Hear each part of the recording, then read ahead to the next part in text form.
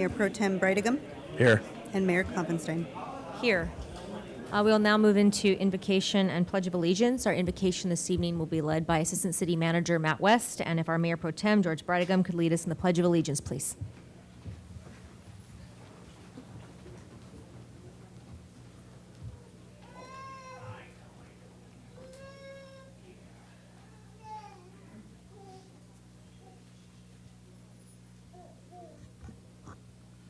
Thank you.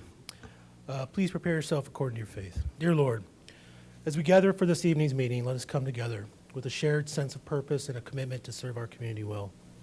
May we approach the work before us with grace, patience, and humility. And may we listen with open minds, speak with respect, and recognize the value of the many perspectives represented here. And may our words be thoughtful, our dialogue constructive, and our decisions guided by wisdom, fairness, and a genuine concern for the common good. We ask this in your name. Amen. Everyone face the flag, hand over your heart, begin.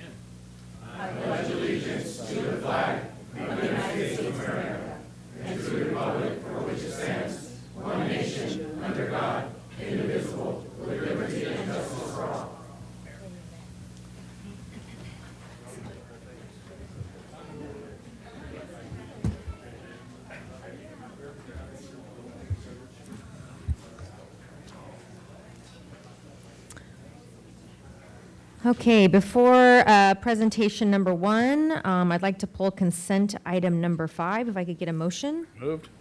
Second. Okay, I have a motion and a second. Call for the vote, please. Motion received, 7 yes votes. Motion carries. All right, and then with that, we will go to presentation item number 1. This evening, presentation number 1 is a community spotlight in recognition of the 2026 Garden Grove Strawberry Ball King and Queen and Senior Volunteer Man and Woman of the Year. JJ Jaguari and Dr. Don Miller are here for the community spotlight, and Assistant City Manager will provide that community spotlight. Yes, thank you. This evening, the Garden Grove City Council is proud to recognize 2 outstanding individuals whose spirit of service has made a lasting impact on the Garden Grove community. Their dedication has earned them the distinction of being named the 2026 Garden Grove Strawberry Ball King and Queen and Senior Volunteer Man and Woman of the Year from the city's H. Lewis Lake Senior Center. At this time, I'd like to invite up JJ and Dr. Don Miller. Every year, the city's H. Lewis Lake Senior Center hosts the Strawberry Ball to honor the newly selected Strawberry Ball King and Queen and recognize their outstanding commitment to volunteerism and community service. It is the city's privilege to honor these 2 exceptional individuals, and I'd like to begin with JJ. JJ owned Azteca Mexican restaurant in Garden Grove from 1992 to 2014, where he built lasting relationships in the community while creating a welcoming gathering place for families and friends. He currently serves as a board member of the Garden Grove Chamber of Commerce and is president-elect for the Garden Grove Rotary Club, where he actively supports charitable events, service projects, and community initiatives. JJ is also an active member of the Garden Grove Elks Lodge and has volunteered as a Meals on Wheels driver through the Senior Center since 2023. Next, we have Dr. Don Miller. Dr. Don Miller is an optometrist and owner of Don M. Miller OD and Associates in Garden Grove. Throughout her career, she has served as president of the Orange County Optometric Society, the California Optometric Association, and the Great Western Council of Optometry. For more than 40 years, Dr. Miller has dedicated her time, leadership, and energy to the Boys and Girls Club of Garden Grove and the Garden Grove Strawberry Festival Association. She served as president of both organizations during the 1996 to 1997 term and the 2018 to 2019 term, and she currently serves as chair-elect of the Boys and Girls Club of Garden Grove.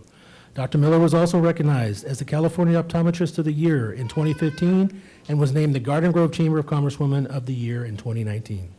At this time, the mayor and city council would like to present JJ and Dr. Don Miller with a resolution honoring their selection as the 2026 Garden Grove Strawberry Ball King and Queen and Senior Volunteer Man and Woman of the Year. Congratulations.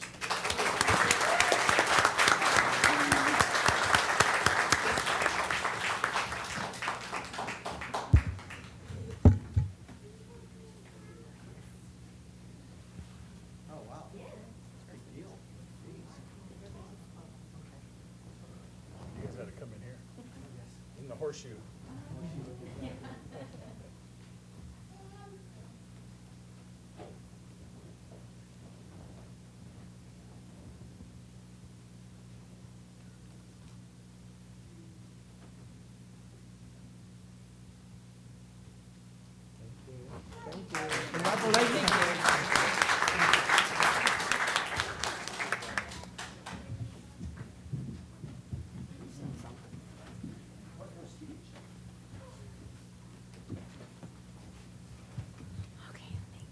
chair back up. All right, that will take us into presentation number 2 this evening. Item number 2 is the Community Spotlight in recognition of the Garden Grove Strawberry Festival Association, and Assistant City Manager Matt West will read that Community Spotlight. Yes, next, the Garden Grove City Council is proud to recognize a devoted group of individuals who have played a significant role in organizing, planning, and making this year's Garden Grove Strawberry Festival possible. At this time, I'd like to invite up President Steve Sanders of the Garden Grove Strawberry Festival Association, along with other members who have joined him here tonight. The Garden Grove Strawberry Festival Association is a nonprofit organization dedicated to raising funds for local organizations that provide services to children, youth, seniors, and the arts. For 66 years, community leaders volunteered hundreds of hours to plan and coordinate the Garden Grove Strawberry Festival. Thanks to the incredible generosity of festival attendees and sponsors last year, approximately $150,000 was donated to a group of nonprofit organizations whose programs directly benefit residents of Garden Grove and the surrounding communities. This year's theme was celebrating our nation's 250th anniversary, and thousands of people attended the 4-day festival over Memorial Day weekend. The Garden Grove Strawberry Festival also held its Special Kids Day, when the festival opened a day early to children with special needs, offering free entertainment, food, and rides, where approximately 1,500 children attended the event. The Friday opening of ceremony included the distribution of free strawberry cake, a performance of God Bless America by the Boys and Girls Club of Garden Grove, and the national anthem performed by Jake Burnett. We are grateful for the association's continued commitment to bringing people together and supporting local organizations. At this time, the mayor and city council would like to present the Garden Grove Strawberry Festival Association with a gift in appreciation and recognition of their tireless efforts in organizing and making the 2026 Garden Grove Strawberry Festival possible. Thank you.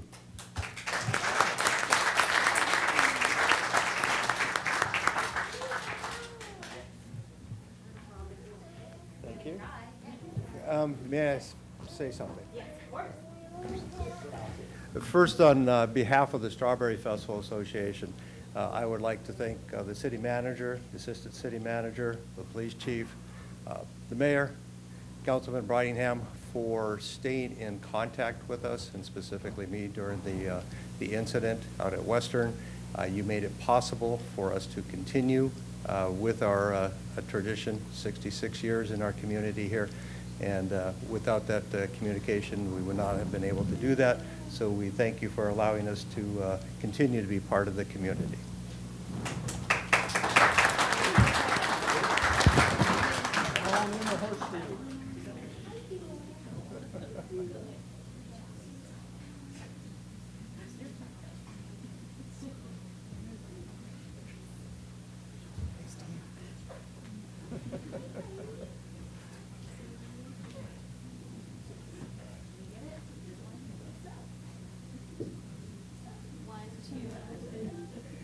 One, two, three.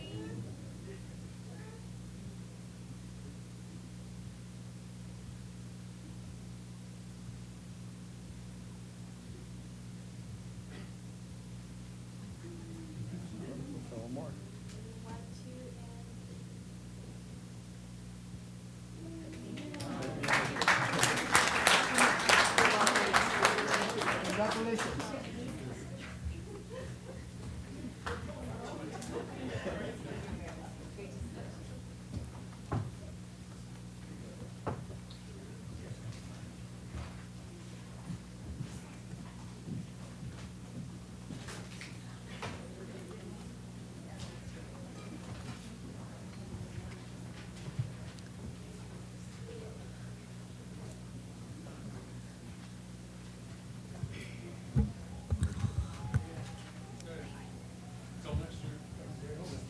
Thanks, you, Scott.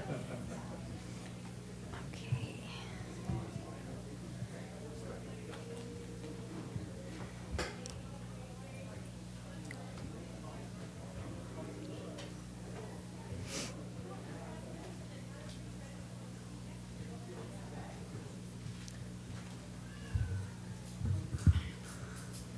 All right, that will take us into oral communications. And as we open oral communication, I'd like to announce this evening we introduced the remote participation feature as part of Senate Bill 707 requirements, providing more ways for the community to participate at public meetings. I ask that the public be patient as you wait to be called on, and be patient with this new process as our team works through any technical issues. We ask that you keep your public comments respectful and within 2-minute time limit. Any person making impertinent, slanderous, or profane remarks, or who becomes boisterous while addressing the city council, will be called to order. If the conduct continues, you'll be barred from addressing the city council any further and removed from the meeting or remote participation. The city clerk will now provide instructions for remote participants. Oral communications is the time for general public comments to address the city council and the successor agency heard simultaneously. If you are joining the meeting through the Zoom app, virtually raise your hand at this time. You will be called by name when it is your turn to speak, and you will be prompted to unmute your microphone on your device. You must click unmute. Please identify the agenda item you are commenting on, then proceed with your comment. You will have 2 minutes. If you are joining the meeting by telephone, you may request to speak by dialing *9 from your phone. You will be called by either the last 3 digits of your phone number or your caller ID. You must dial *6 to unmute. Please state your name and the agenda item you are commenting on, then proceed with your comments. You will have 2 minutes. Please note that at this time, we will begin with in-person speakers, followed by remote participants. First speaker, Zuri Rashad. After Zuri, we have Leonard De La Rosa, and after Leonard will be Mary Nguyen. Zuri Rashad.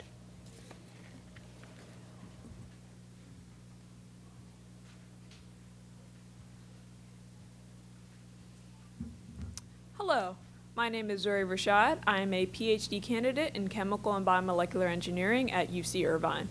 To the city council members and the mayor of Garden Grove, I come to you again to address the hazardous chemical spill that occurred on Thursday, May 21st, which was a result of the deliberate negligence of GKN Aerospace. While hundreds of people were celebrating the Garden Grove Strawberry Festival, thousands more had to evacuate as a result of this incident. The presence of methyl methacrylate evaporating in the air causes respiratory illnesses for surrounding citizens, which leads to a greater burden on the health services the city provides. Additionally, the standard manufacturing process of the aircraft canopy windows that GKN makes requires heating MMA to nearly 100 degrees Celsius. So even on a standard day when it's not about to explode, it still poses a risk to the surrounding residents. My proposal as a response to this environmental disaster would be for GKN Aerospace to compensate citizens who were forced to evacuate, pay for all healthcare needs that result from this incident, and remove the facility from the city so that future incidents cannot happen again. The existence of this military contractor in Garden Grove is a persistent danger to both our residents here and our neighbors abroad, and we should not continue allowing weapons of war to be manufactured in our name. Thank you for your time.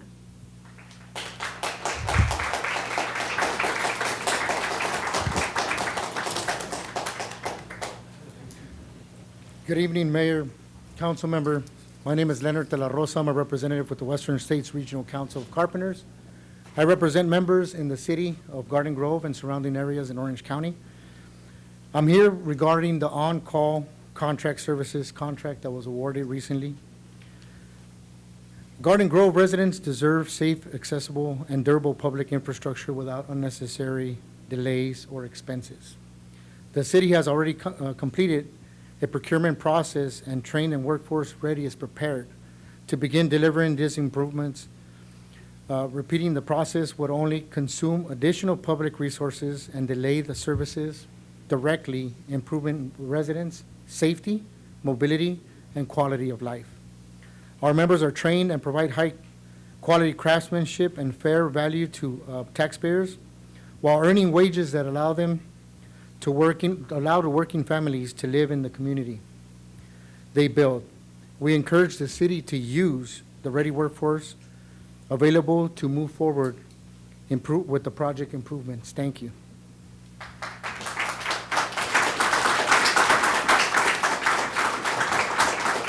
Mary Nguyen. Following Mary Nguyen, we have John Schaefer, then Jamie Sanders, and Selena Q. Mary Nguyen, go ahead. Hello, my name is Mary Nguyen, and I am with the California Healthy Nelson Collaborative, a statewide grassroots organization that works closely with the Vietnamese population in the affected areas of the chemical crisis and that has supported our Vietnamese community with up-to-date, timely, in-language information about the chemical crisis. It has been 3 months since the evacuation order was lifted and the crisis was averted, with no actions or plans in place to hold GKN accountable for harming our communities. GKN should not be operating in close proximity to schools and residential communities, especially after recently being threatened by a potential chemical explosion in May. According to NBC-LA, in November 2020, South Coast Air Quality Management District found that GKN had violated environmental regulations and even had some of the chemicals being used in manufacturing go beyond what had been specifically allowed in permits, and that GKN had allowed other chemical emissions that exceeded what's allowed under the law. GKN was also cited for failing to keep complete records and failing to get permits for some equipment or procedures. How can we feel safe when there have been records of their negligence to safety regulations and protocol? We are extremely disappointed by the delays in the city taking actions against GKN for the community. We demand the City Council to, 1, make GKN pay reparations to impacted community members for all the damage, health impacts, inconvenience, and fear inflicted. 2, implement a moratorium now to prevent any expansions for facilities like GKN. And 3, shut down GKN so that there will never be a chemical crisis in the community again. Thank you.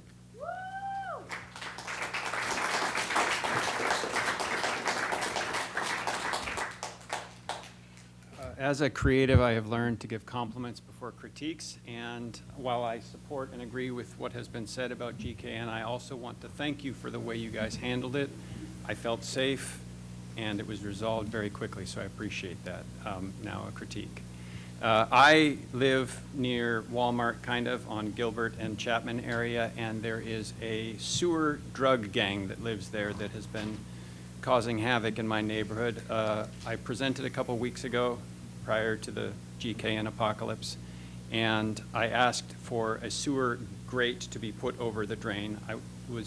I then communicated with the flood control supervisor, who told me that option had been considered and was rejected because of liability issues. I did a bit of research. I found out if you angle the grate, then it isn't a drowning risk anymore. It then will shoot people up to the surface where they don't drown. On top of that, it is the continuation of things as they are does remain a liability for the city, in that officers have to go down there where their radios don't function as well because the sides of the aqueduct work as a Faraday cage. And I respect officers. I respect the trust they put in us as a community, and I don't think that putting their lives in danger unnecessarily is a good plan.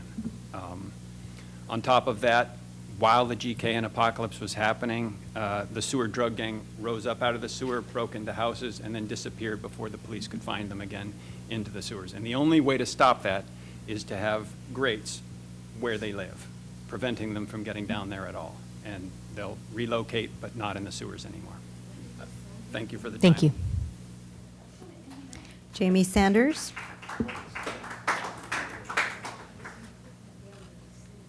After Jamie Sanders, we have Celine Q. After Celine, we have Sophia A. And following Sophia, we will have Jeremiah Acosta. Jamie Sanders, go. Good evening, City Council members and Mayor. I'm back again. I wanted to talk to Garden Grove about the city ordering a mandatory spay and neuter ordinance. It's just one of the remaining things that the city could put into place that would couple with the amazing TNR program, which makes this city stand out.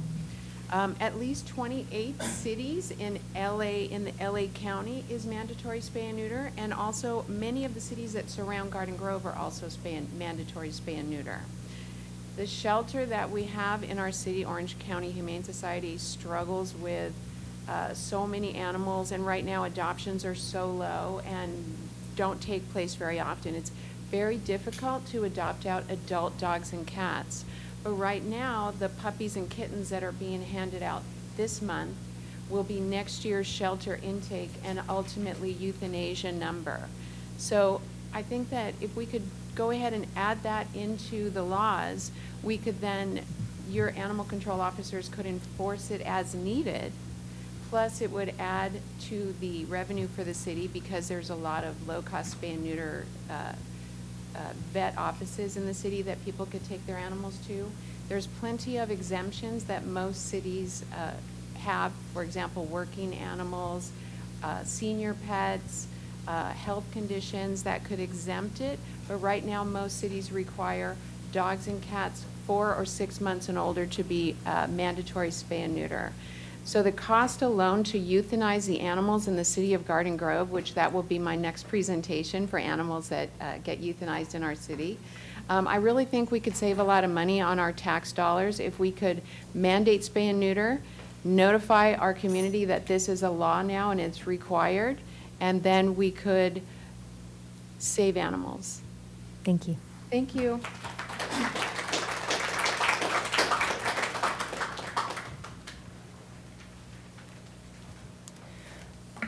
Hi again, everyone.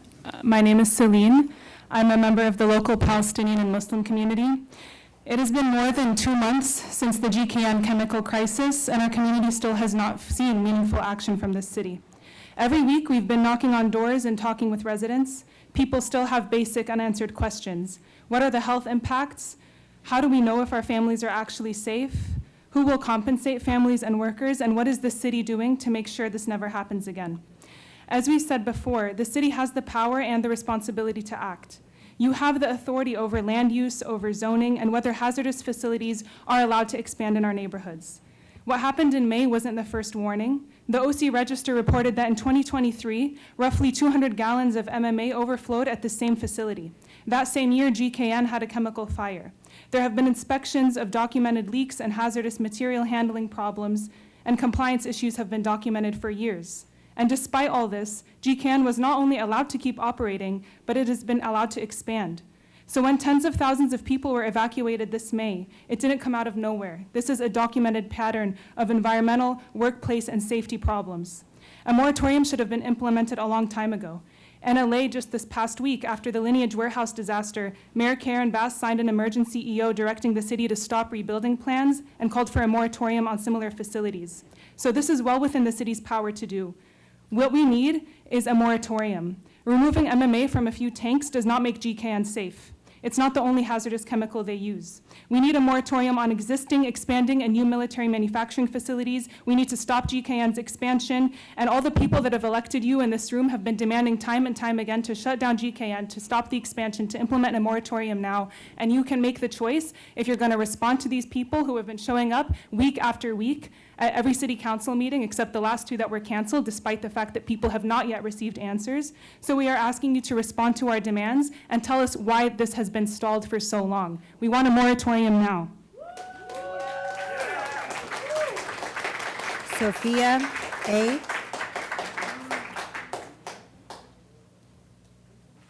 Sophia A., go ahead, next speaker. Hello, my name is Sophia. I'm a Palestinian Garden Grove resident. And like many others here, I've been attending each city council meeting since the chemical crisis began. And like many others here, I'm very disappointed with what we've seen since then. How you all have acted in response to the chemical crisis is shameful. It's been more than 2 months and you've done nothing. You've spent 7 weeks on break while your community suffered the effects of this crisis with no meaningful action or answers. Now you've all come back from this break and the chemical crisis isn't even on the agenda.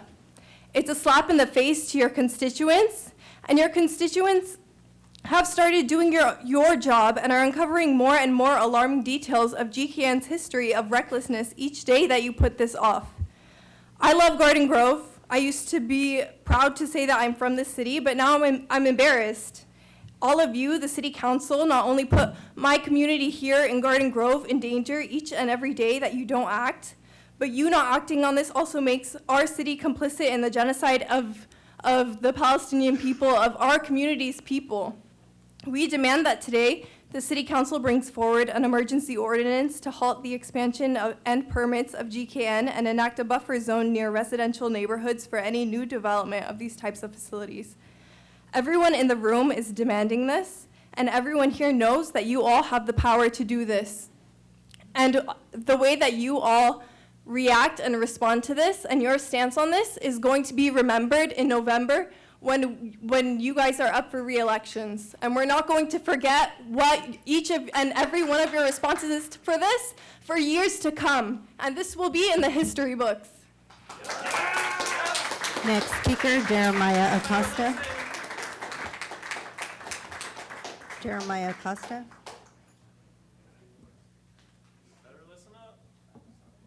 Hello, my name is Jeremiah. I'm a resident from Cyprus that was affected by the chemical leak.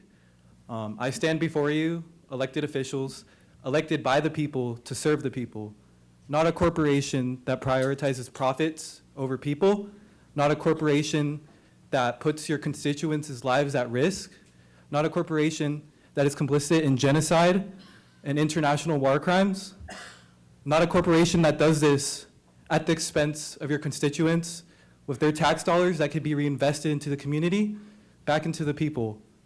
So I ask you to have a heart, to have a conscience, and to do the job that you were elected to do. I ask you to stick to the positions that you have, because as we've seen around the country, there are candidates that will fight for the people that will come for your jobs. So I ask you to wake up, do your job, because just as easily as we elected you into power, we can elect you out. Free Palestine. Next speaker, Dalal. Dalal A. Carlos will be following Dalal. Following Carlos, we will have Dwight Hua. Following Dwight will be Nadia A.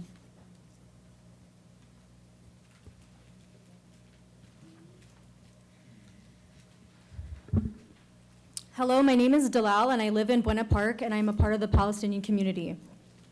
I am here today along with many others to demand that the City Council not only listen, but heed the community's demands in imposing an immediate moratorium on GKN.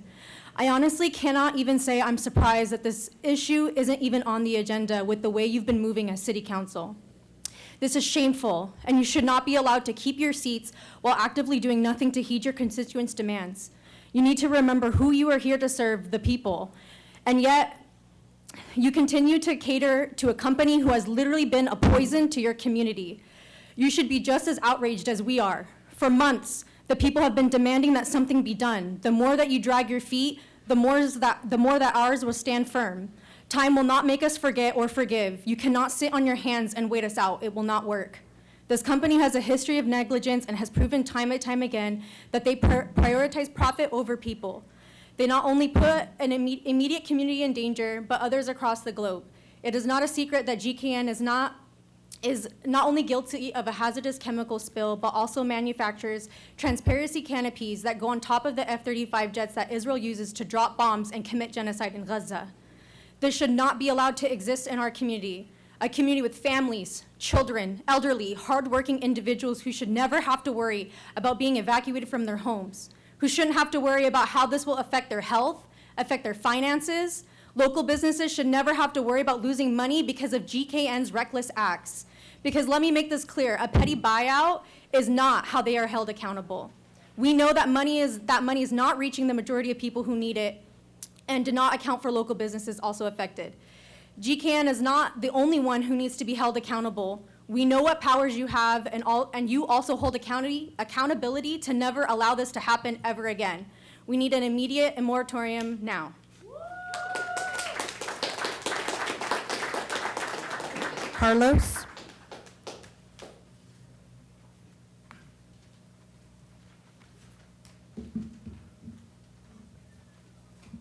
Good evening, Garden Grove Mayor and members of the City Council.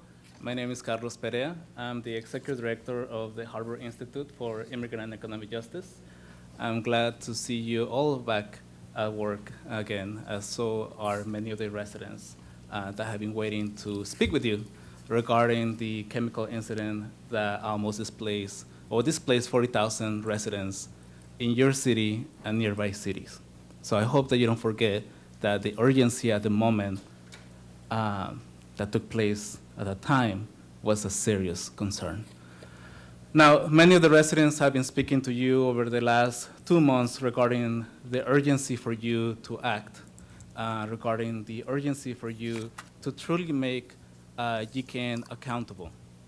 And I'm here to remind you that you have power as a city council within your zoning laws, within your regulations, to ensure that no more of these facilities that are hazardous, toxic, and also dangerous are nearby residential areas and schools.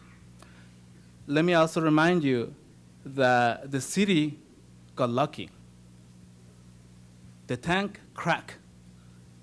You all got lucky from a big environmental disaster. That was just luck. And I'm glad it was, because so much was at stake. Now, many residents are waking up to the fact that their houses might lose valuation because they're close to these facilities. So I'm asking you, roll up your sleeves, use your legislative power, issue a moratorium now on these facilities and expansion, and rezone that land. That land cannot be nearby schools anymore or residents. Thank you. Dwight Hua.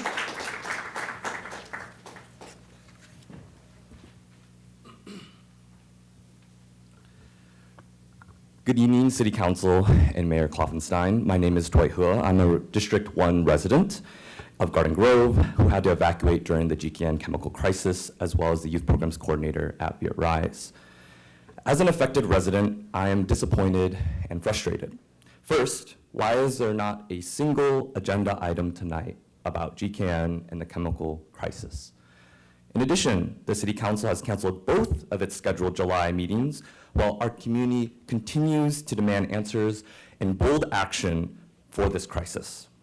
Whatever the reason for the cancellations, the result has been the same. Residents have gone weeks without a regular City Council meeting, while GKN has been allowed to move forward as business as usual, and we have waited long enough.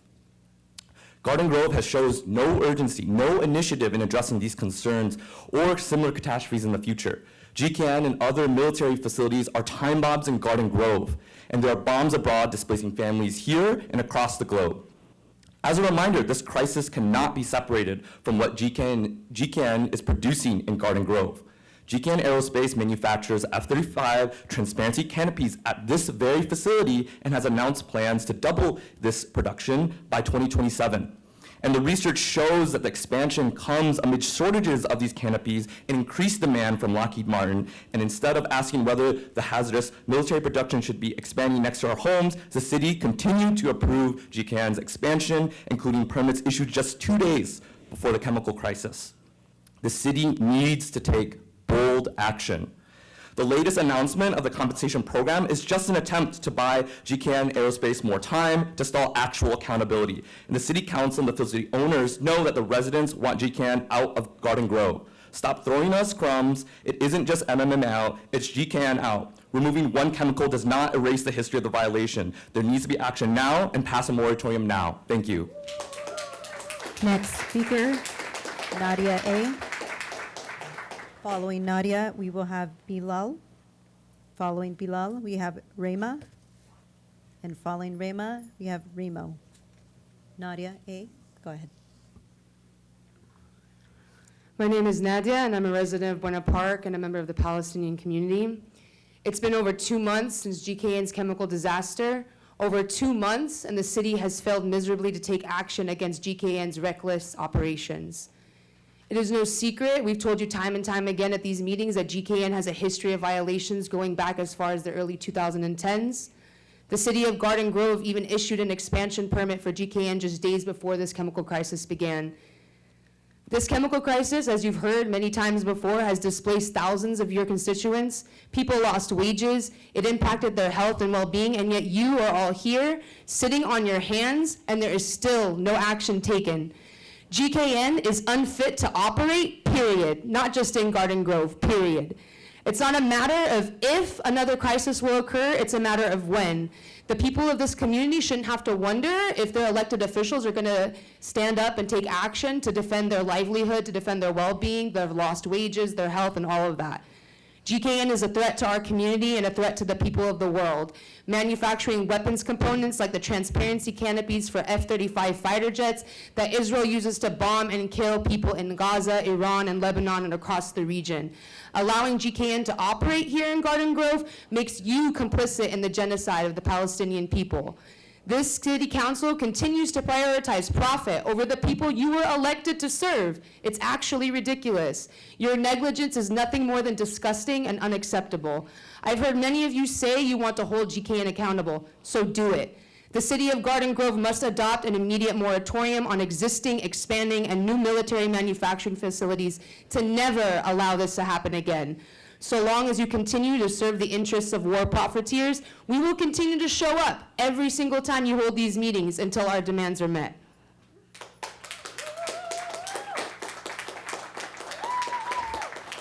Next speaker, Bilal. Good evening, council members. My name is Bilal, and I'm here to strongly urge this council to bring forward an emergency ordinance to halt expansion and permits of GKN and enact a buffer zone near residential neighborhoods for any new developments of these types of facilities. During the first emergency meeting held after the crisis, you all said that a moratorium discussion, it was delayed and you needed more info. What more info do you need? This company is still allowed to operate and expand when it's subject to multiple federal investigations. The MMA tanks haven't been fully disposed of, and our community has no reassurances that the mistakes that led to this have been addressed, let alone identified. We heard from previous meetings from a GKN rep where they failed to make any concrete commitments to address or resolve this or take any accountability for the harm that they inflicted on this community. But all of us are on the same page that it must be held to account. Garden Grove is home to a rich and diverse community, including Arab and Palestinian communities. And these communities had to deal not only with the evacuation, but also with the fact that they are being subjected to this because this company fuels the war machine that murders their family members and their people. GKN can't be trusted to hold themselves accountable. The question is whether you, council members, will do so. So either hold GKN accountable or your community will hold you accountable. Moratorium now. Thank you. Rayma.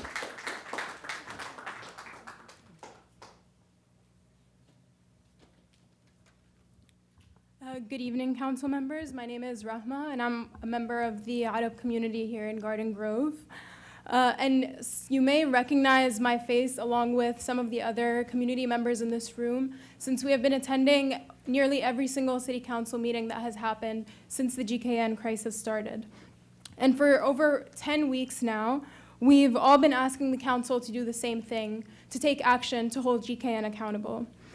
And we can't sit here and lament the fact that GKN refuses to hold themselves accountable, because we know they already won't. And in fact, a former GKN employee told the OC Register, and I quote, "When there was a complaint, it felt like they just brushed it off. They would do everything they could to stay open versus take care of the problem. It was always the culture of nobody's gonna do nothing." So is the city gonna validate this culture, or are we gonna challenge it?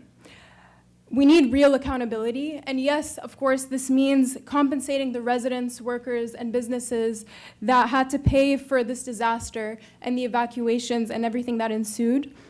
But compensation alone is merely a Band-Aid solution, because if GKN's expansion is allowed to move forward, and if they are allowed to continue operating in our backyards, then it is only a matter of time when our community will have to face yet another health crisis or an environmental crisis.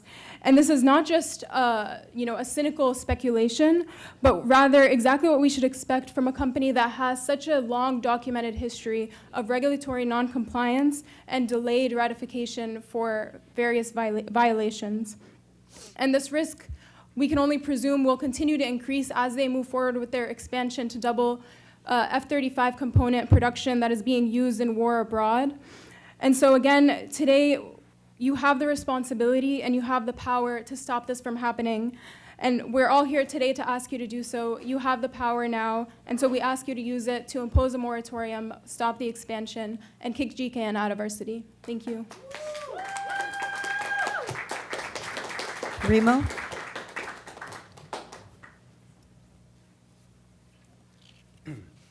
My name is Remo. I'm a member of the Palestinian Youth Movement, and I work in Garden Grove. The weekend that the GKN aerospace chemical crisis forced 50,000 people to evacuate their homes, if you'll remember, kids were just getting out of school. The high school graduates across the street were sending their students into an uncertain future. At that very first meeting, you all told us that we would have to wait until the end of June to hear whether you thought that a moratorium was necessary to protect the people of Garden Grove. Well, school's been out for 2 months, and I'm worried that the Garden Grove City Council has learned nothing. I'm worried that the hard lessons that we had to learn that weekend have gone right over your heads.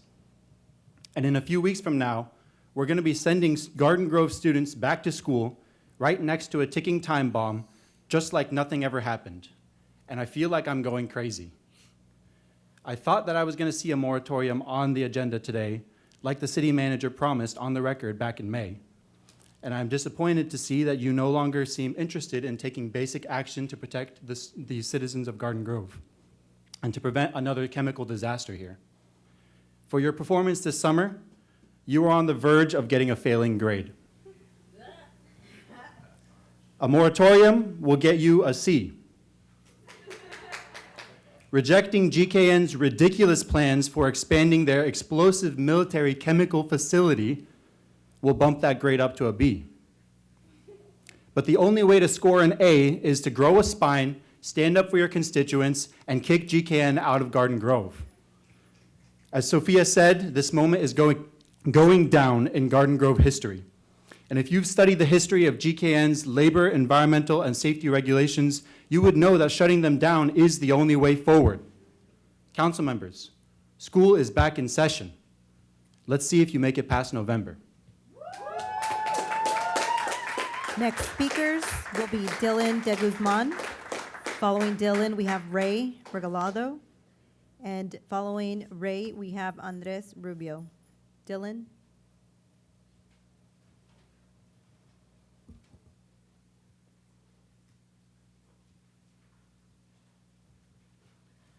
Good evening, City Council. My name is Dylan. I'm a member of Anak Bayan, a Filipino youth organization fighting for the rights of Filipinos, and I've lived in Garden Grove for 7 years.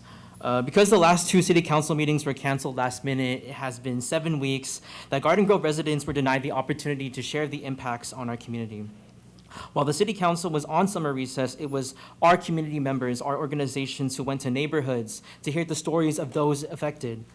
One family had a daughter going to Wakeham Elementary, the school behind the GKN facility. And as of yesterday, their family, along with many others in Garden Grove Unified, dropped off their kids for the start of another school year. And their main question was, how was their daughter or any other kids expected to focus on learning when GKN was right there?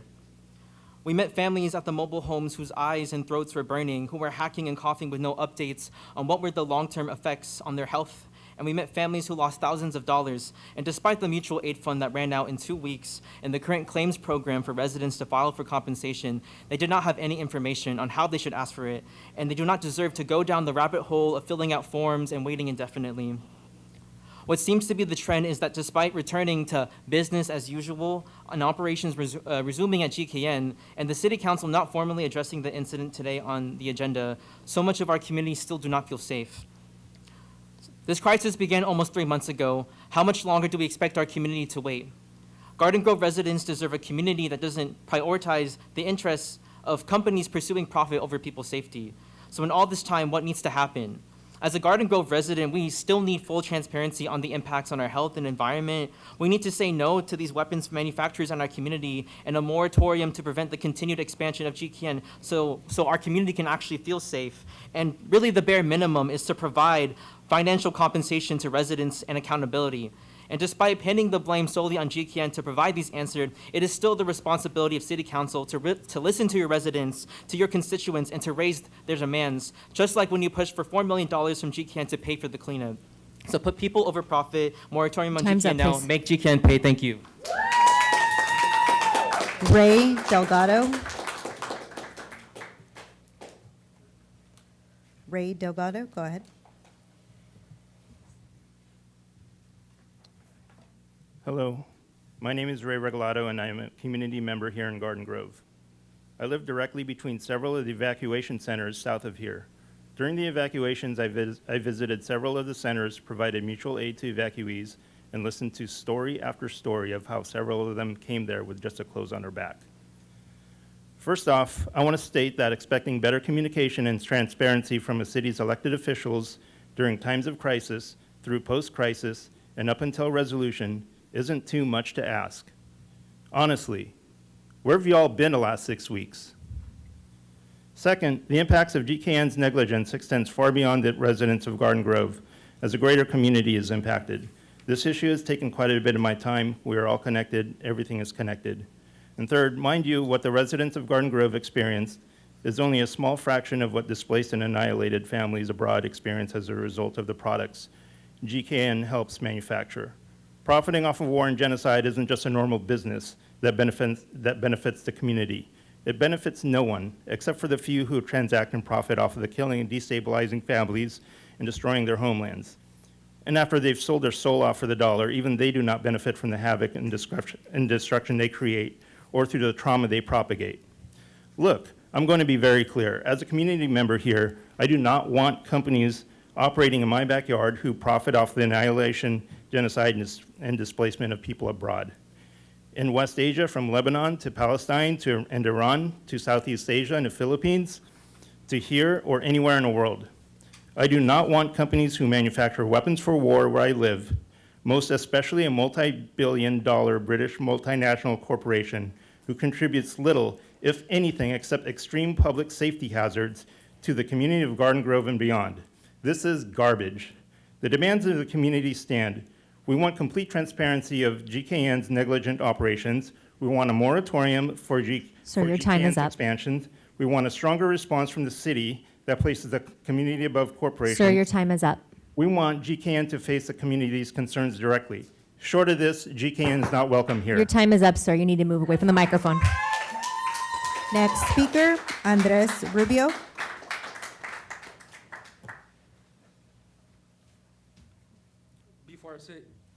Before I say anything, I want to start by asking, where have you all been at?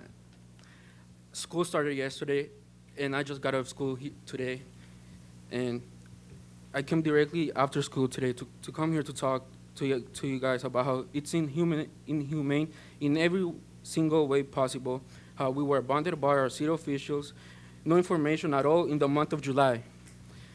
As we have learned from us hosting a community backpack drive at Wacom Elementary right behind GKN, we learned how families' biggest concern was sending their kids to school while GKN is still being freely able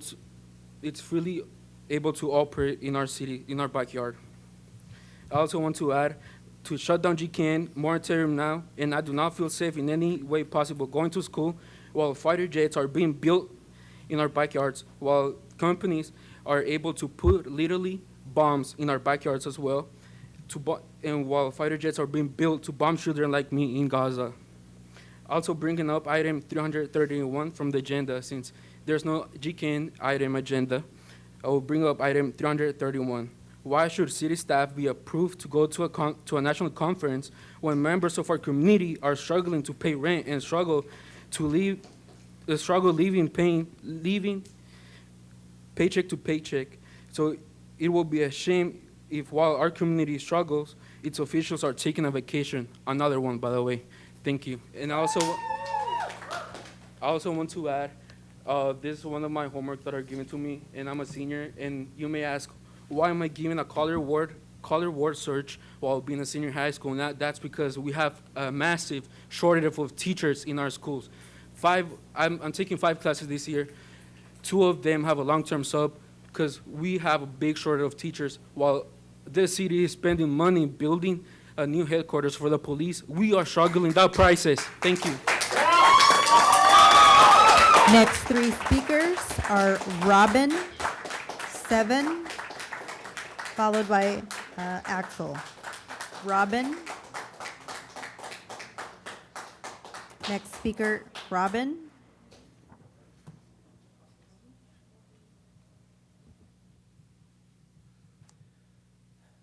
Hello, my name is Robin. I'm a resident over in Whittier, but I'm a long-term worker over in Orange County. I wanted to speak in solidarity with everyone here who's demanding action against GKN. In my research, GKN back in 2018 had been taken over by Melrose through a hostile takeover. It has demonstrated business practices in putting profit over people. It has garnered a reputation of being a self-described turnaround company focusing on short-term shareholder values and has no experience operating Tier 1 contracts in defense, as reported by United Assistant General Secretary Steve Turner. This is why I'm no longer a machinist and am working in food service, because I really don't trust the aerospace industry and its practice of putting profits over people, including companies like Howmet Aerospace, who did contract work with Boeing, just as GKN does. Another point I want to mention is the McDonnell-Douglas merger back in '97, which initially Boeing had put engineers and technical innovation as a priority over business interests, but after the merger, it flipped to serve business interests first.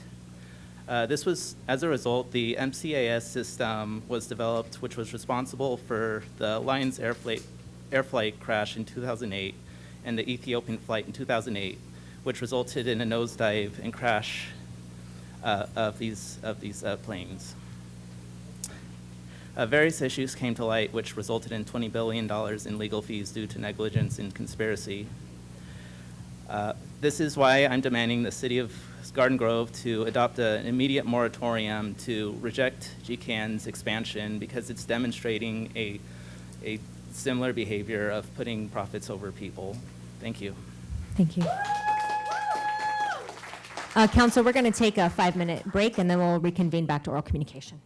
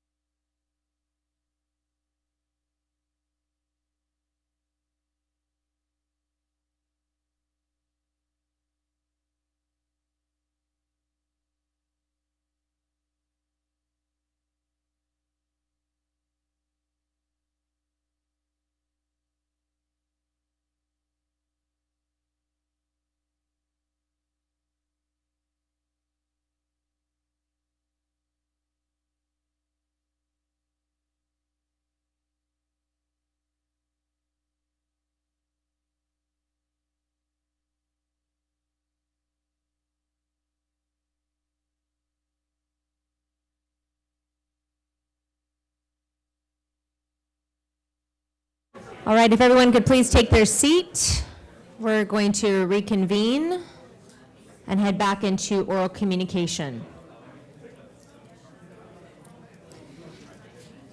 Speakers next, we have 7, followed by Axel Jimenez.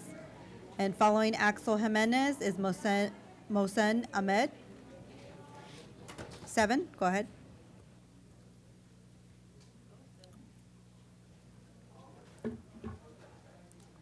I'm a resident of Stanton and alumni of Pacifica High School, and it has been 2 months since I had to evacuate, 2 months since 2 months since the crisis, and 2 months since there has been no real accountability to put their profits aside, and among other continuous incidents in collaboration in the humane genocide against the Palestinian, Lebanese, and Iranian people under the courtesy of GKN Aerospace.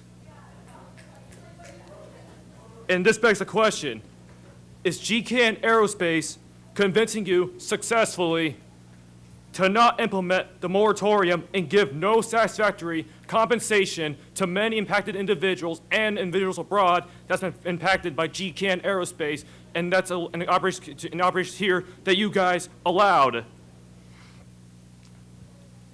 And to allow GKN to continue operating and expanding Garden Grove, endangering the livelihoods and the health of the residents? I come here to demand that the city of Garden Grove to shut down GKN Aerospace operations in this city, as well as reject their expansion and a moratorium implement immediately. We have elected you to act and respond to the situation and to GKN Aerospace negligence towards safety. And due to the City Council's inaction to GKN Aerospace and incompetence when reacting to the situation and allowing GKN Aerospace to operate and expand after the crisis, the City Council has basically said to himself they are complicit in the genocide in Gaza and Palestine, and as well as many foreign wars under the United States imperialist war machine. And the endangerment of this city and the health of residents, as well as the lives of many others. And when November comes, your power can be taken away due to your complicity in genocide and inaction to respond to the GKN Aerospace crisis and endanger many lives. Free Palestine! Next speaker, Axel. Axel Jimenez.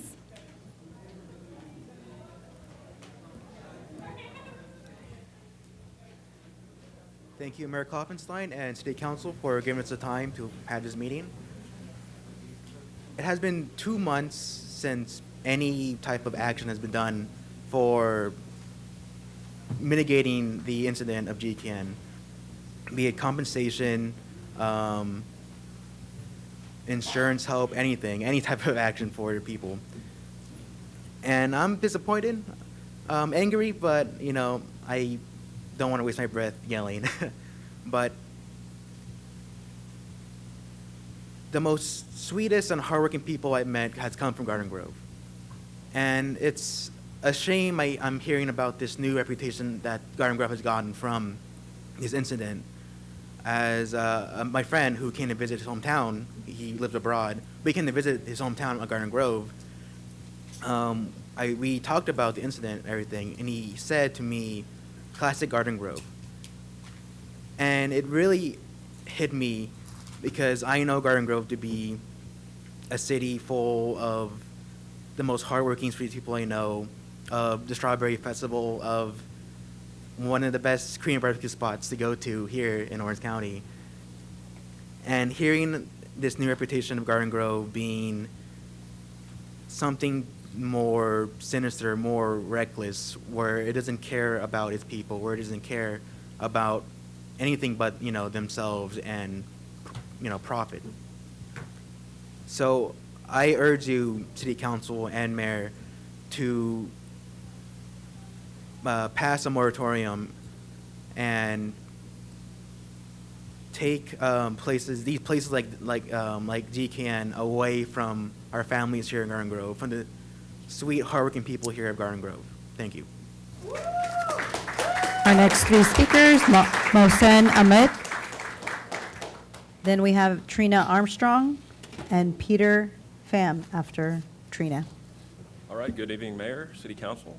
I'm here to talk about the on-call concrete services contract.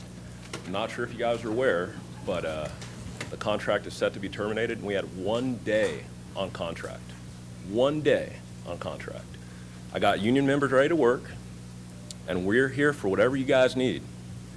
I'm here to talk. I'd like to meet with anyone. We can find a constructive way to get through this and get the infrastructure going for the city of Garden Grove.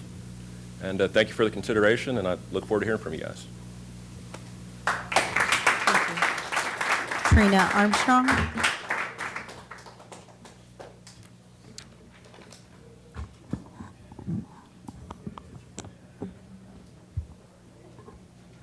Because I have zero faith that any of you give a damn about anything we're talking about, because it's taking quite too long for you guys to stand on business. Like I called you out last time, said y'all don't give a fuck about standing on business.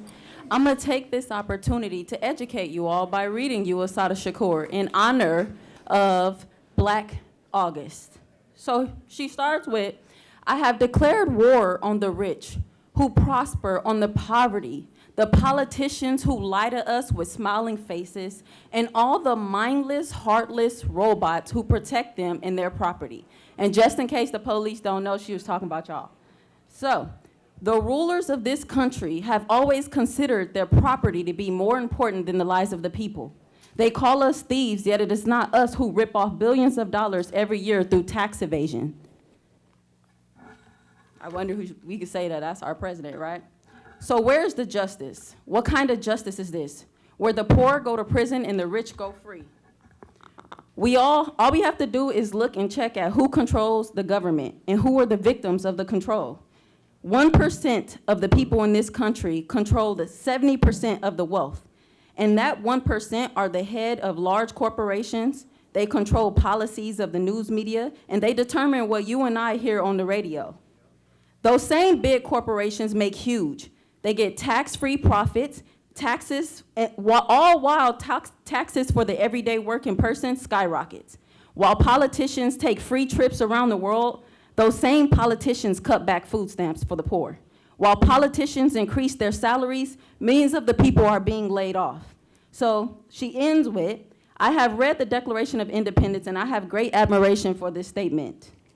And it says, that whenever any form of government becomes destructive of these ends, it is the right of the people to alter or abolish it, and to institute a new government, laying its foundation on such principles and organization in its power in each such form, as them shall seem what is most likely for safety and happiness. Your time is up. So again, stand on business, all power to the people, and that's word to Fred Hampton. Your time is up. Speaker Peter Pham.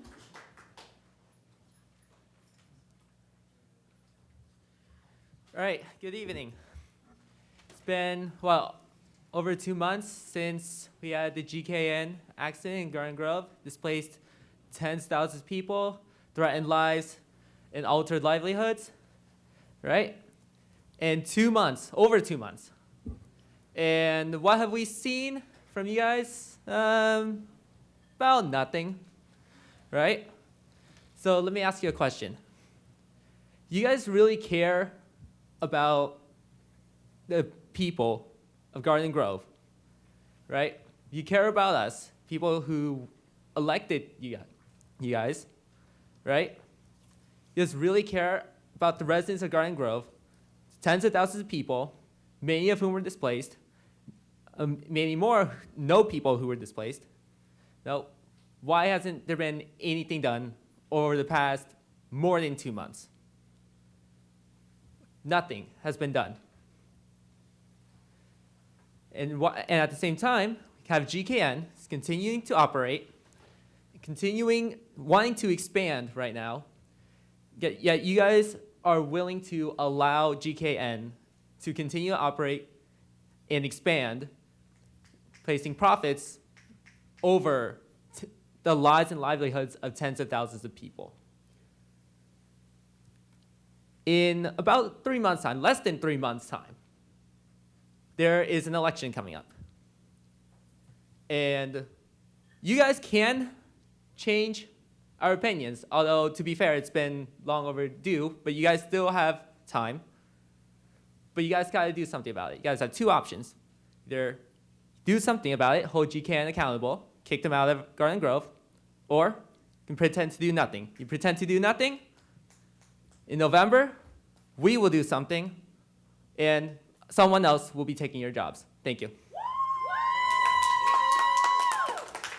Next speakers are David Christensen, followed by Toby No, and then Jason Wong. David?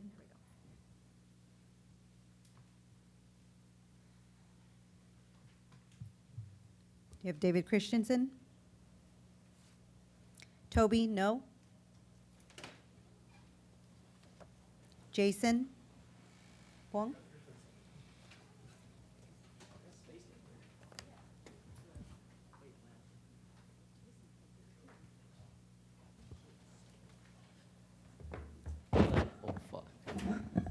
Hello. Hi, guys. Is my time up? Is my Go ahead, time- state your name for the record, please. Thank you. I'm Toby. Toby No. Go ahead.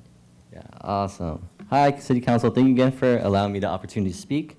My name is Toby. I've been a resident of Garden Grove for all my life. I visited maybe too many times at UCSD, so I really love this place. Because we're home to a really diverse community of suburban homeowners and renters who all could be doing a little better when it comes to affording a good, stable life.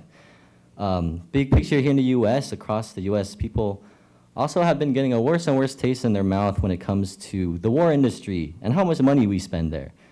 Why spend billions for planes and bombs overseas and we can't even afford healthcare here at home? I went to Pacifica High School. It was a great time, and part of its history curriculum was to have us question about history and if what was done was actually morally right. For example, did the U.S. really have to drop 2 nukes on Japan? That was kind of crazy. What we took from what my peers and I took were that we have these bombs and we just use them to show dominance, and we already had them, so why not just bomb them? And same for here, right back at home. GKN is inextricably tied to weapons and a ballooning war budget and the broader global war machine. And if we make those weapons, we got to use them, right? As city council members in Garden Grove, you have a great opportunity to make a big difference and ultimately steer our city, state, and even country towards a more peaceful society. That all starts with an end to the expansion of the GKN facility and eventually dismantling the GKN plant. This plant has harmed us here at home with May's chemical leak and a number of violations. And of course, it'll be a challenge to reemploy the workers and transform the space. But hard things, so sorry. The city can push for a better future, prioritizing community safety in addition to addressing the existential question of what do our communities do, or what do our economics make profit from, and for who? So that's the question you guys face, and I hope Time's you up, guys please. choose peace. Thank you so much. Next speaker, Jason Wong.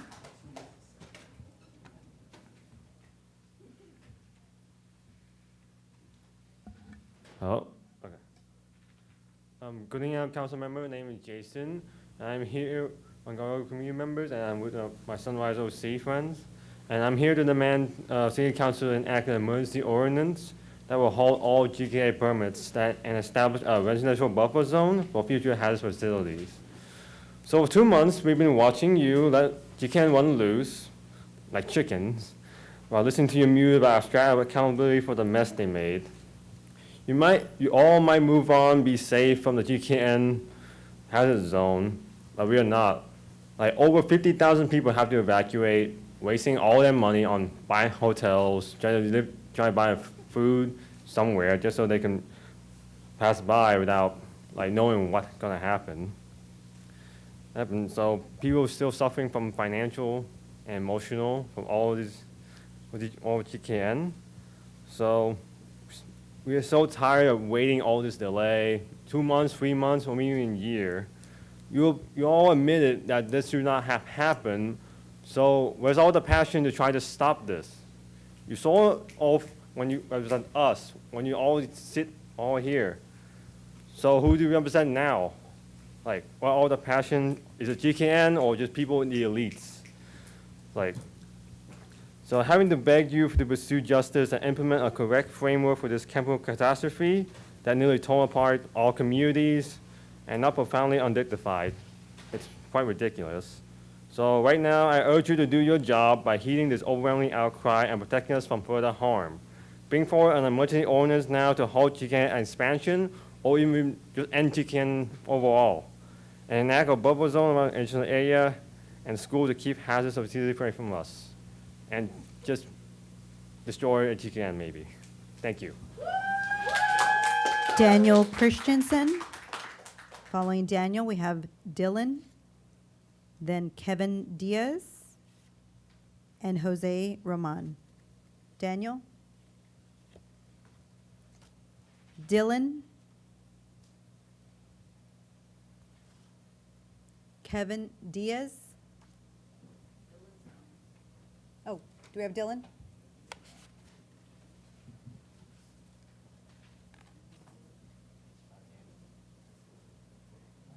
Daniel Christensen? Go ahead.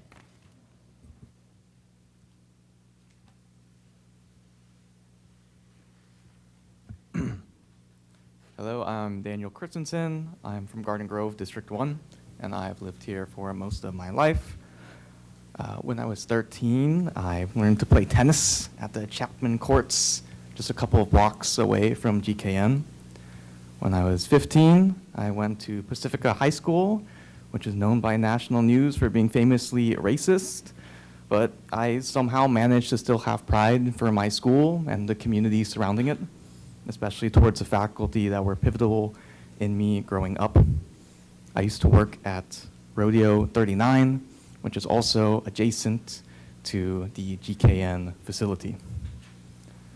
One of my dearest friends lives on Lamson, directly in the radius of the blast zone, walking distance from GKN. Her parents, like many of us, immigrated from poor conditions for the hope of something better. Her father worked in Garden Grove, 2 miles away from the blast zone, starting as a mechanic before eventually starting his own shop, also in the blast zone. This city was developed brick by us, and in a weak and incompetent city left us powerless, forced to accept that our home may no longer exist because our city prioritized the profits of killing children over the safety of our community. Is it not absurd to tell your constituents that at best your city will forever be polluted or your home may be engulfed in an explosion nearly half a mile wide?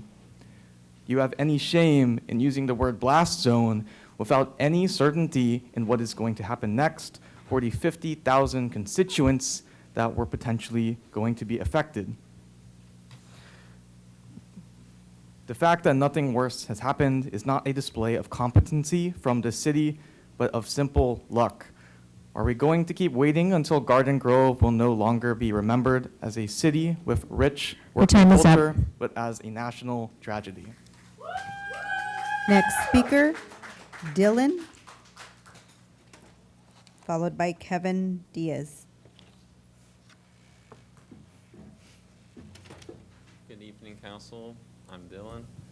I was one of the evacuees of the incident, and I came here previously stating my frustration at the lack of communication during the middle of a crisis, and it feels clear to me that this lack of communication is a part of a pattern. I've been frustrated that y'all have not talked about GKN. We've been promised a discussion on a moratorium 2 months ago, and you've broken that promise. And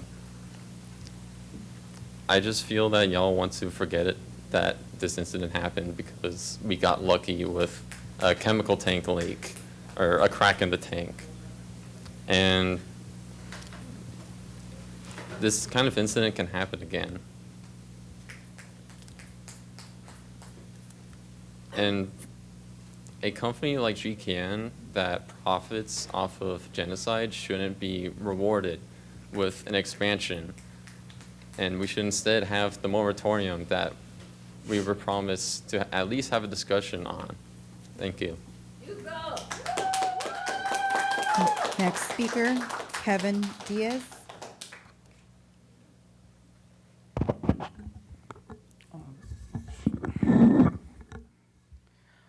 Good evening, Mayor and members of the City Council. My name is Kevin Diaz, and I'm a resident of Garden Grove. Today, I come here to speak on behalf of the Garden Grove food truck vendors who don't think it's fair to be getting thousands of dollar tickets when they are paying for their permits, health permits, and are trying to do things the right way. We don't think it's fair to be working, to be paying tickets every month while also paying for permits and meeting all the requirements that you guys put to own a food truck or operate a food truck. We come here to ask you to eliminate or modernize the Garden Grove Municipal Code 8.48.030, more specifically the 10-minute moving rule for food trucks. Sorry. First, it's a major safety hazard, forcing massive commercial trucks to constantly pack up and pull back into active traffic every 10 minutes, which creates unnecessary congestion and hazards for pedestrians and other traffic cars. Second, it's logistically impossible. Modern food trucks cook fresh meals, which often take 10 to 15 minutes. Expecting them to heat up equipment, cook safely, serve a line, and move in 10 minutes is an effective ban mask as a regulation. Lastly, this rule hurts our local economy and is punishing licensed, tax-paying, family-owned businesses while also robbing residents of affordable food choices. Other cities are proving that modernizing these laws work. Right next door, we have Santa Ana, who completely got rid of this time limits to be more business-friendly. We also have Long Beach that recently passed another law to create a designated multi-hour parking spot for trucks.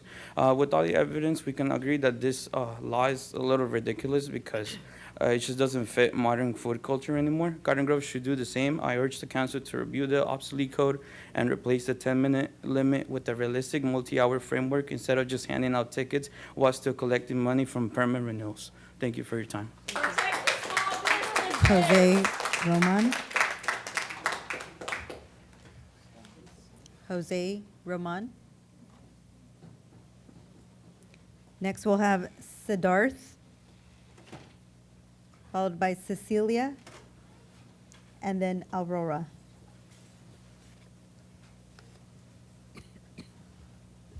Go ahead. Good evening, I'm Jose, and I'm here on behalf of my father's family-owned business. We run a food truck, and we want to ask the City Council of Garden Grove lets us sell in the city with no issues or fines. We find it unfair that we got removed despite having all required permits and passing health inspections and paid so much money in fines. It got to a point where it was too much, and we had no choice but to leave. This has affected us and lost us many customers that we built up in 4 years. We find it unfair that there are dozens of other food trucks still selling in Garden Grove with no issue. There was a truck selling right next to us who is still currently there and selling. We aren't asking to remove them or any food truck in Garden Grove, but we are asking for fairness. We don't believe to be affecting anyone nor the city. We just want to be able to work and sell food to the city of Garden Grove with no issue. Thank you. Siddharth. Siddharth. Cecilia.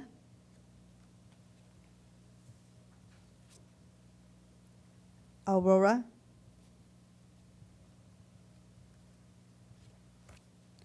Our next speakers are going to be Ken Tran, followed by Connor Brody,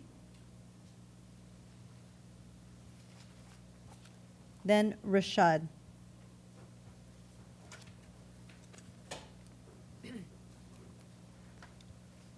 Please state your name for the record. Hello, my name's Ken. Good evening, council members. I'm a lifelong Orange County resident from Little Saigon, and in May, my family lived right outside the border, or inside the border technically, of the GKN evacuation zone. So, quick reminder again for everybody, when the tank malfunctioned, residents were told that there was a risk of an explosion and the release of methyl methacrylate, a highly volatile chemical used at the facility. More than 50,000 people were evacuated. My family was not just a number. Many were Vietnamese-speaking low-income immigrant and refugee communities. My own family struggled to understand how serious the situation is. I had to beg my older family members to leave. And fortunately, they were able to leave for a few days, but they did not understand how important it was. Other families could not afford to leave while shelters became overwhelmed. Thankfully, the worst-case scenario did not happen. But we should not confuse narrowly avoiding a catastrophe with having a safe system. It's been 2 months, and we are still waiting for accountability.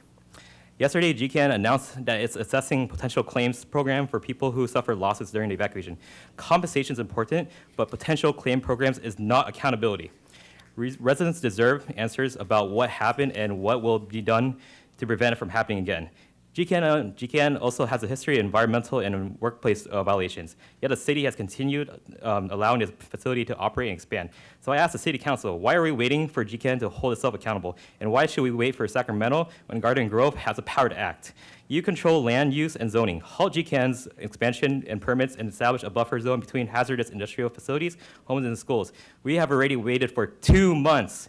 Please act now. Protect our communities and put people before your corporate interests. Thank you. Next, we'll have Connor Brody.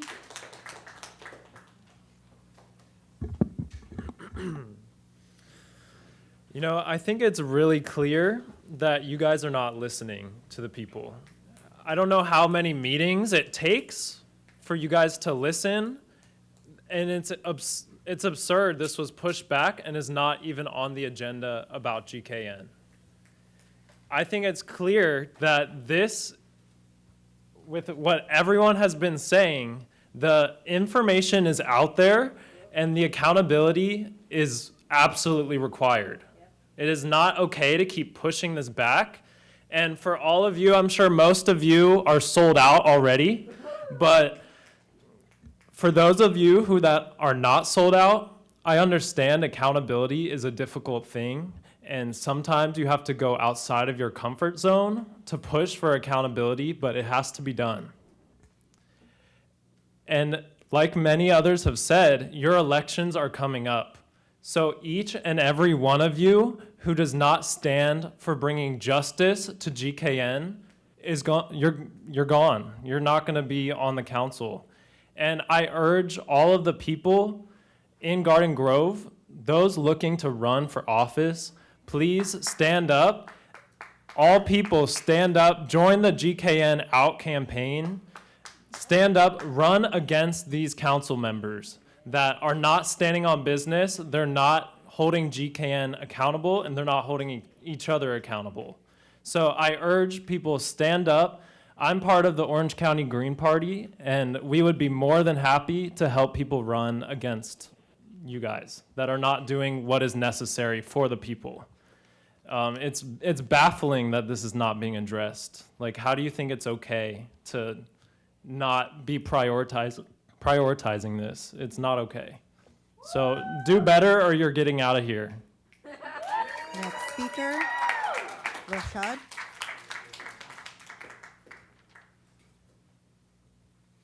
Good evening, council members. My name is Rashad Al-Dabag. I'm the executive director of the Arab American Civic Council, an Orange County-based organization that serves and empowers Arab American residents. I'm speaking today to urge you all that Garden Grove put people over corporations and kick GKN out of Garden Grove. The City Council must bring forward an emergency ordinance to halt expansion and permits of GKN and enact a buffer zone near residential areas. In addition to the chemical crisis that threatened Orange County residents, GKN's role as a manufacturer of F-35 fighter jet components may render the company criminally liable for complicity in the Gaza genocide. The city has the power to take action, to begin addressing root causes of this problem. Military component manufacturing facilities that treat our communities as disposable, from Garden Grove to Gaza. Pass the moratorium now. Thank you. Next, we have Nicole Hymas, followed by Axel. Nicole Hymas.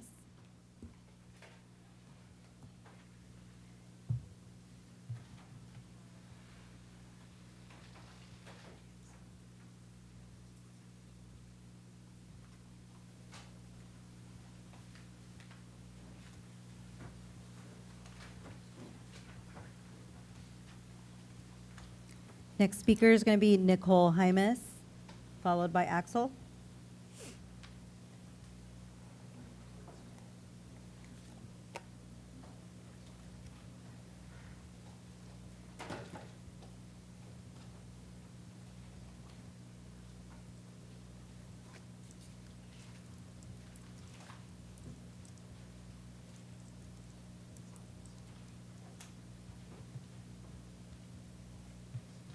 Mayor, we're going to continue to our remote participants now.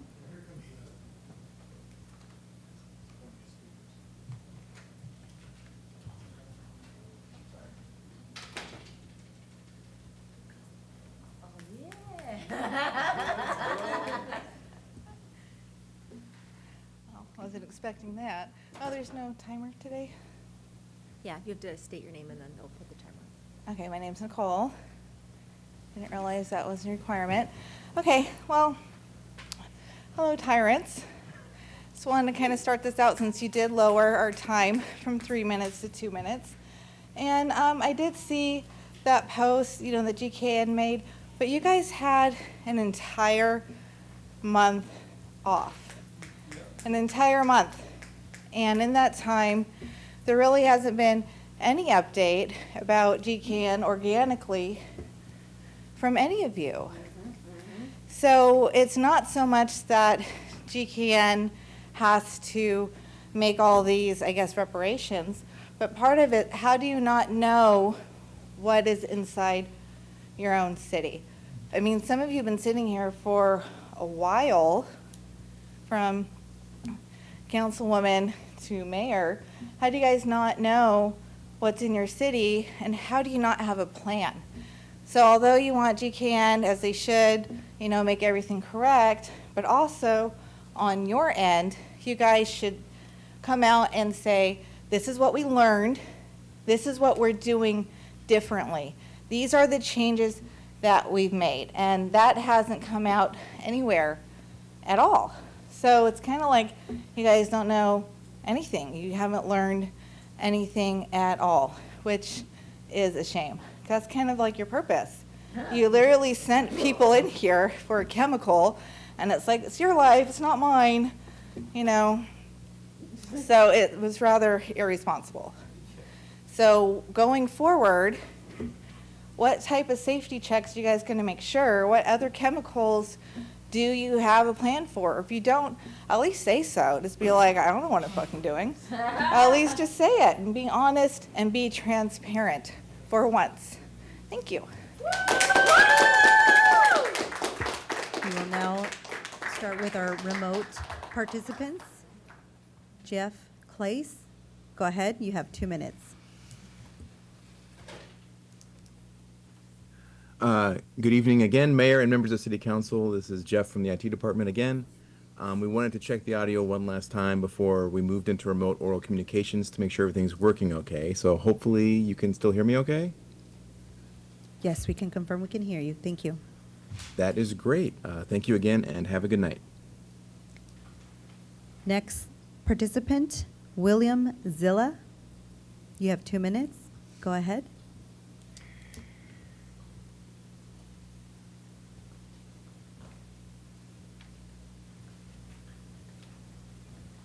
William Zilla, you have 2 minutes. Go ahead.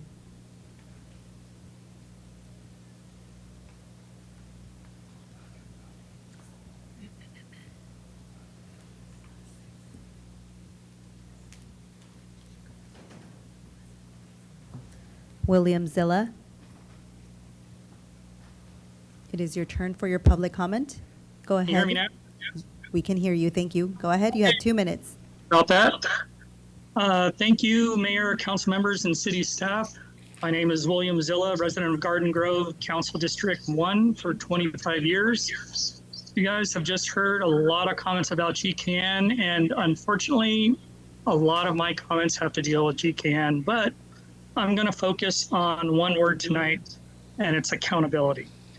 Accountability in regards specifically to holding GKN accountable and holding city, county, regional, state, and federal regulatory and enforcement agencies accountable.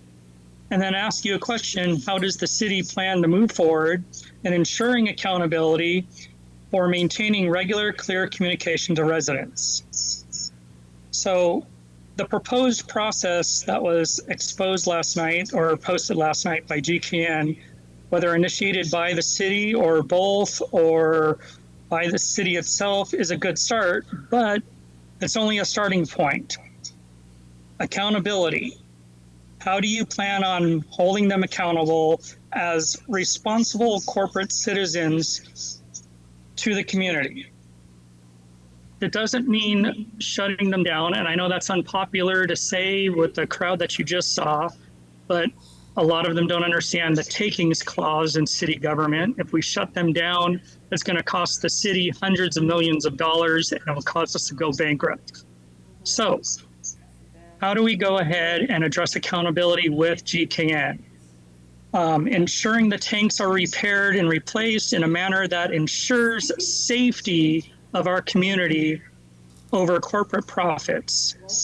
How do we ensure accountability to address existing violations such as fired fire extinguishers throughout the floors that employees have sent me pictures of? How do we ensure accountability for sprinkler systems that are not been recertified? Sir, I'm sorry, your 2 minutes is up. Thank you. Next speaker with phone number ending in 238. Go ahead, you have 2 minutes. Council, thank you for your commitment to the community. I would say that this call is, I wish I'd done a long time ago. I've committed my time and resources for our country in Congress in California, and actually started the second Beta Garden Grove and Master Plan Safe Route School. The tragedy happened on Hastur, and Lansing was not necessary, or Acacia and Nelson is not necessary. You need to reform, as Mr. Joey Pundit, Council. I'm not putting words into your chair or the council, but you were emphatically at the time in the beginning that you were stating that they don't meet enough. And that is so true. The rubber stamping and derating in parts and the mismanagement of the trail, and you're planting chips and it's going to rot, and you don't have filters on the irrigation system for the water to clog up. And now you've got problems with Gilbert, the roads falling apart, and you have a safe route to school program with bike riding.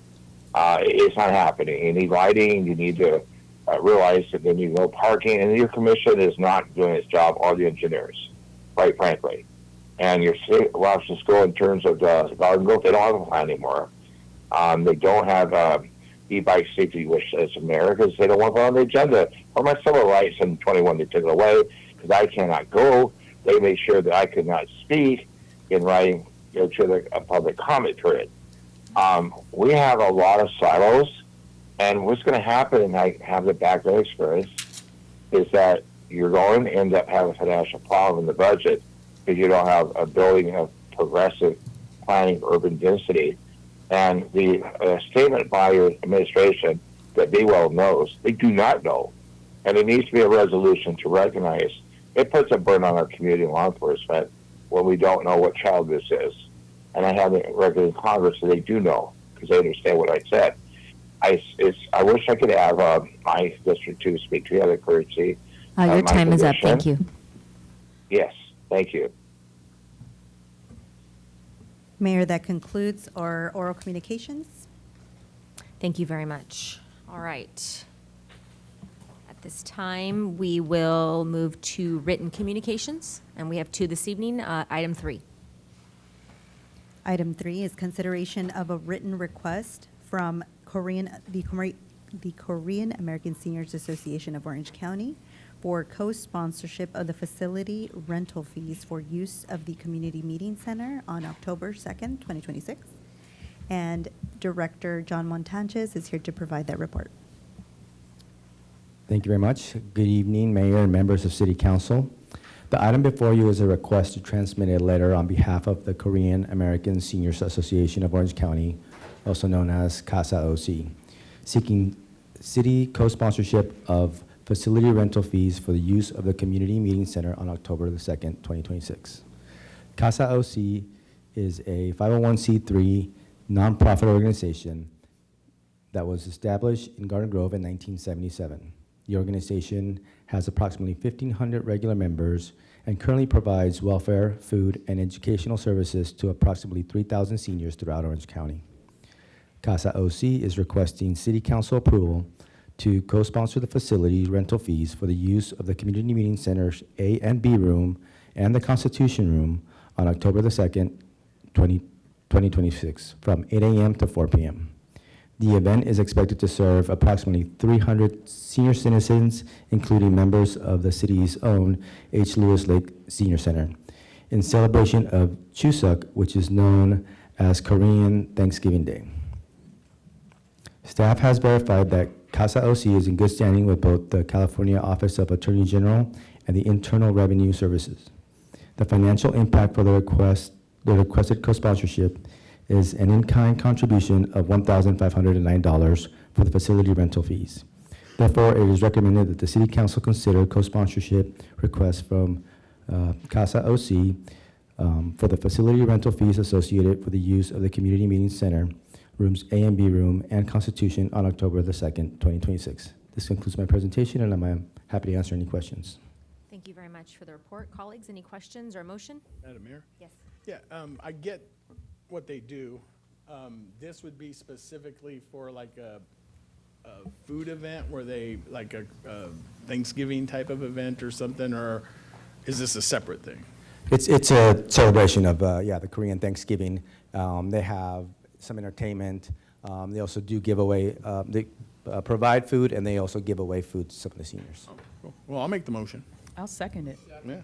You have Yeah. a question? Well, comment? before we go further, just a quick note. I have attended their event for the last 2 years. Just a great event, like you already mentioned. For the senior, they celebrate and they give out items. And I also brought items to donate in the past year. So yes, would love to support you. You already make the motion. I would love to second that. And I know some other team member here already mentioned that. But yes, a great event. And if our council member could have time, come and join. So that was it. Thank you. Thank you. It is a great event. We have a motion and a second. Call for the vote, please.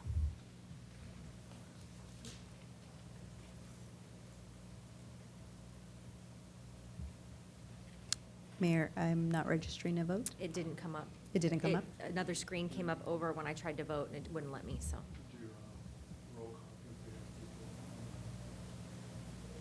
Sounds good. We will do a roll call vote.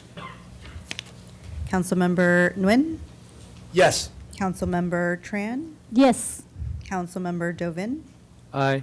Councilmember Muñetón? Yes. Councilmember Edesteki? Yes. Mayor Pro Tem Brightingham? Yes. And Mayor Klumpenstein. Yes. Motion received, 7 yes votes, motion carries. One second.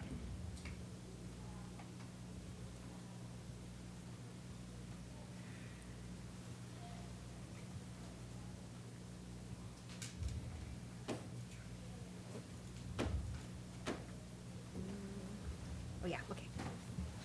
All right, we'll move to written communications, item 4. Item 4 is consideration of a written request from the City of Stanton for co-sponsorship of the rental fees and permission to use the snowmobile outside city limits on September 10 through the 14th, 2026. And Director John Montanches is here to provide that report. Yeah, once again, good evening, mayors and members of the City Council. The item before you is a request from the City of Stanton seeking co-sponsorship of rental fees and authorization for the use of the showmobile outside of Garden Grove city limits from September the 10th through September the 14th, 2026. The City of Stanton is submitting this request on behalf of St. Polycarp's Catholic Church for its annual St. Polycarp Family Festival scheduled from September 11th, 12th, and 13th of 2026. The City of Stanton approved St. Polycarp Catholic Church's request at its regular City Council meeting on May 12, 2026. The City of Stanton, on behalf of St. Polycarp Catholic Church, is requesting City Council approval to co-sponsor the rental fees for the use of the showmobile from 9 a.m. on September the 10th through 10 a.m. on September the 14th, 2026. Additionally, because the event takes place in Stanton, the city is requesting authorization of the showmobile to be used outside of Garden Grove city limits, in accordance with the city showmobile's general use policy. The financial impact of the requested co-sponsorship is an in-kind contribution of $1,050 based on a nonprofit rate of $350 per day for the use of the showmobile. Therefore, it is recommended that the City Council consider co-sponsorship requests from the City of Stanton on behalf of St. Polycarp Catholic Church for a waiver of the rental fees associated with the use of the showmobile from September the 10th through September the 14th, 2026, and authorize the showmobile to be used outside of the Garden Grove city limits. This concludes my presentation, and I'm available for any questions. Thank you very much. I think we have a question. Not so much about question, but just a quick note too. So I have been at St. Polycarp probably 30 plus years. Seems like so long ago. And I have participated in this event at St. Polycarp every year. I would love to have us to participate as co-sponsors. I would like to do the most on that.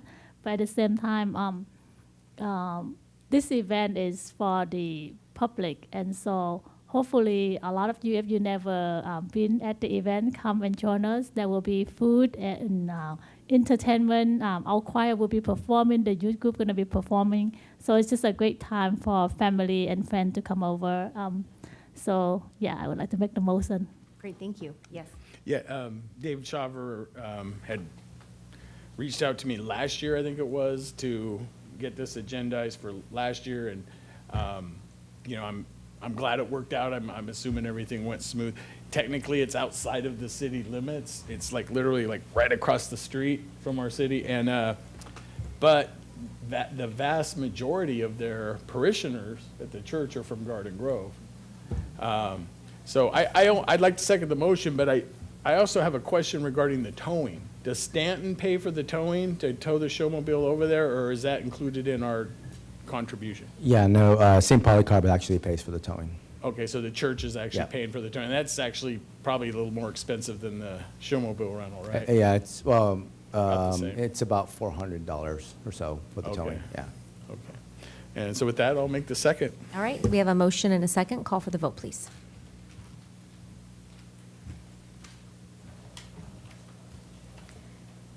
Motion receives, 7 yes votes. Motion carries. All right, at this time, we will recess City Council and move to our other legislative bodies, which is successor agency. And Madam Clerk, please call roll. Chair Klopfenstein? Here. Vice Chair Muñetón? Yes. Member Brightingham? Here. Member Nguyen? Here. Member Tran? Here. Member Dovin? Present. And Member Aristegui? Here.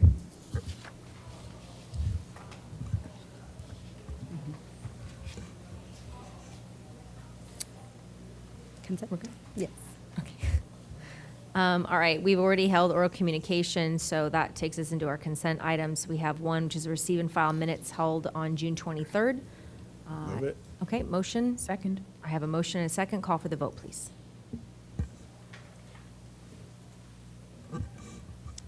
Motion receives, 7 yes votes. Motion carries. Thank you. Any matters from agency members? All right, seeing none, we will adjourn and reconvene our city council meeting. And that will take us into our consent calendar. We've already adopted the resolution item 5, so this is item 6 through 23. I'll take a motion unless someone would like to pull one of the specific items. Move it. All right, I have a motion and a couple of seconds. Call for the vote, please. Sorry, for the record, who was the first? Joe was I think first, Joe was but he first, but- started with a second. Oh. First and second, thank you.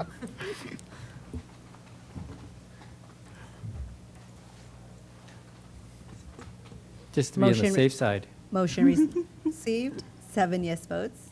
Motion carries. Giving it the motion and the second. That's good. It's- All right, this takes us to items for consideration 24. Item 24 is an award of contract to TSG Enterprises, Inc. for Community Workforce Agreement Administration Services. And I think we have staff providing a report shortly.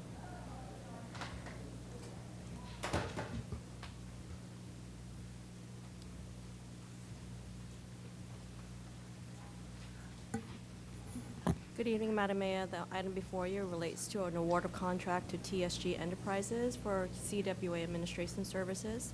This is a contract for a period of 5 years. an RFP was issued and 3 proposals were submitted. And the recommended through the rating system is TSG Enterprises. And Public Works Director Sam Kim is available if you have any questions. Thank you. Thank you very much. Colleagues, any questions of our Public Works Director or a motion? Where are we at here? Anybody? Did you have a question? Did he have a presentation? or- I think she gave a Oh. concise synopsis of the presentation. Director Kim, would you like to add to that? No, ma'am. Okay. So again, any questions, comments, or a motion, please? And this is the community workforce agreement. I'll make the motion. I'll second. Okay, we have a motion and a second. Call for the vote, please. Excuse me. Motion received, 7 yes votes. Motion carries. All right, on to item 25. Item 25 is authorization for the issuance of a purchase order or purchase orders with Econolite Products and JTB Supply Company, Inc. for traffic control operations for fiscal year 2026 through 27 through fiscal year 2030 through 31. And Public Works Department Director Sam Kim is here to provide the report. Madam Mayor and members of City Council, tonight City Council is being asked to authorize purchase orders to Econolite Control Products and JTB Supply Company for traffic control products. The city exclusively uses Econolite controllers at every signal light intersections to regulate the timing and coordination of vehicular and pedestrian traffic signals.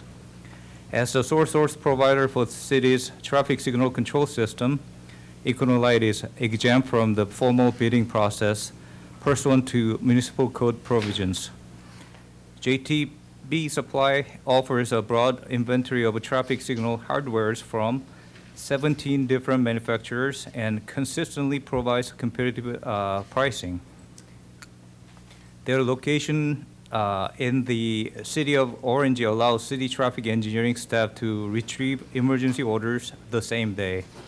Based on the JTB Supply Company's wide product availability, proven responsiveness, and geographic convenience, it is in the city's best interest to dispense with the formal bidding pursuant to municipal code provisions. Therefore, staff recommends issuing a purchase order to Econolite Control Products in the amount of $100,000 annually for a total 5-year term not to exceed $500,000, and issuing a purchase order to JTB Supply Company in the amount of $150,000 annually for total 5-year term not to exceed of $750,000. The cost will be observed within Public Works Engineering Division's operating budget. There is no impact to the general fund. This concludes the staff's report, and staff is here to answer any questions. Thank you for the report. Colleagues, questions, comments? Madam Mayor? Aye. Oh, go ahead. Let him go first. Go ahead. Each before you. I have a question. As far as the report show that JTB Supply inventory the traffic control hardware from 17 different manufacturers, and they provide a very competitive pricing, but do we have any quality control over the hardware that they supply? Yeah, we've been using them for last few years, and they have proven to be providing a good quality products. Okay, thank you. Madam Mayor? Yeah. So, Econolite, what kind of products are we talking about? The light bulbs, the shrouds that go over, that kind of stuff? No, CCTV controls and timing delay controls and our traffic control boxes and all this stuff. So are they the ones who are responsible for we've spent a lot of money on Valley View, Oakhurst, Magnolia Harbor to do the synchronization effort? Yes, we're using their products, yeah. Because they suck. They don't work. I mean, I've seen all this money being spent to synchronize those lights, and rarely do I see them actually working. I don't know if we're just throwing money, and I know that has nothing to do with this, but, yeah, it looks like that's kind of a fiasco, because you're supposed to be able to do the speed limit on those roads. And you hit a green light, and then you're gonna hit the next green light as long as you're going the speed limit, right? And the next one, and the next one, and it just never works that way. You still stop at every damn light, right? So I don't know if it was a pipe dream or somebody sold us a bill of goods that this was gonna actually work. But if Econo Light's involved in that, I'm not real happy with them. But with that being said, I do understand we need to replace things, especially when light poles get knocked down in accidents and that kind of stuff, and we can't just leave them.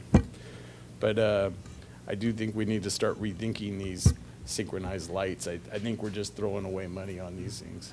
But with that being said, I'll make the motion. I have a quick note.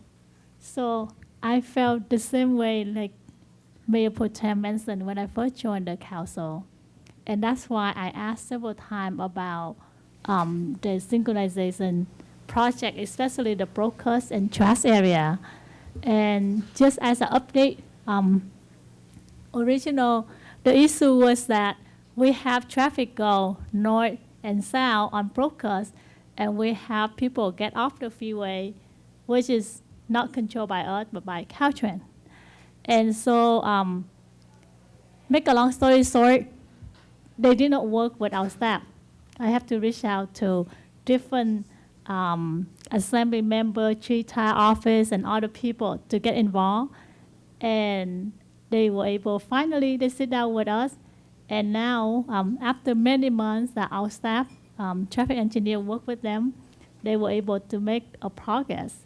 And so I was just, I guess, was privileged to see the report from our staff for that, just that corner.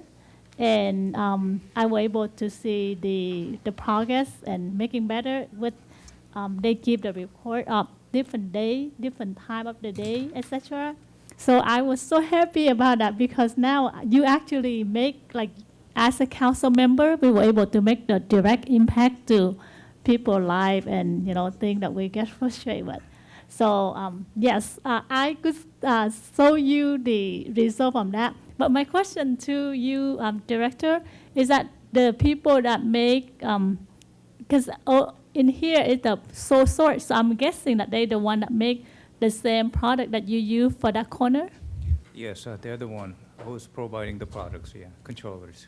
So back to the concern from the Mayor Pro Tem, was that because we need to update the study, or why is that we had a problem when we spend so much money for other locations? I mean, this one, I already got the results. I'm happy with it. I'm not aware of the situations. Definitely, I'll look into it. When we test our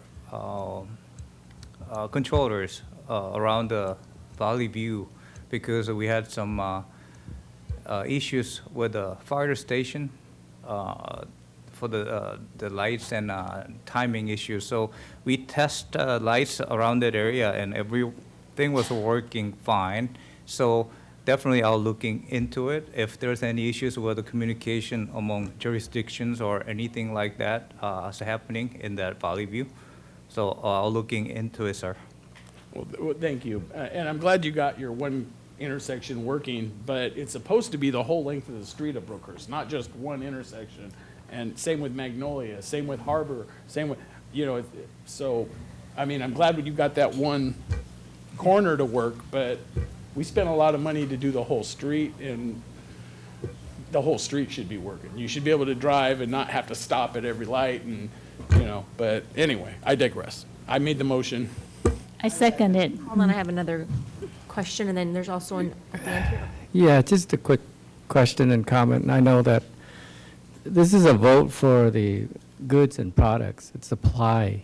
It's not the actual maintenance or traffic control part of the making the lights coordinated or timing.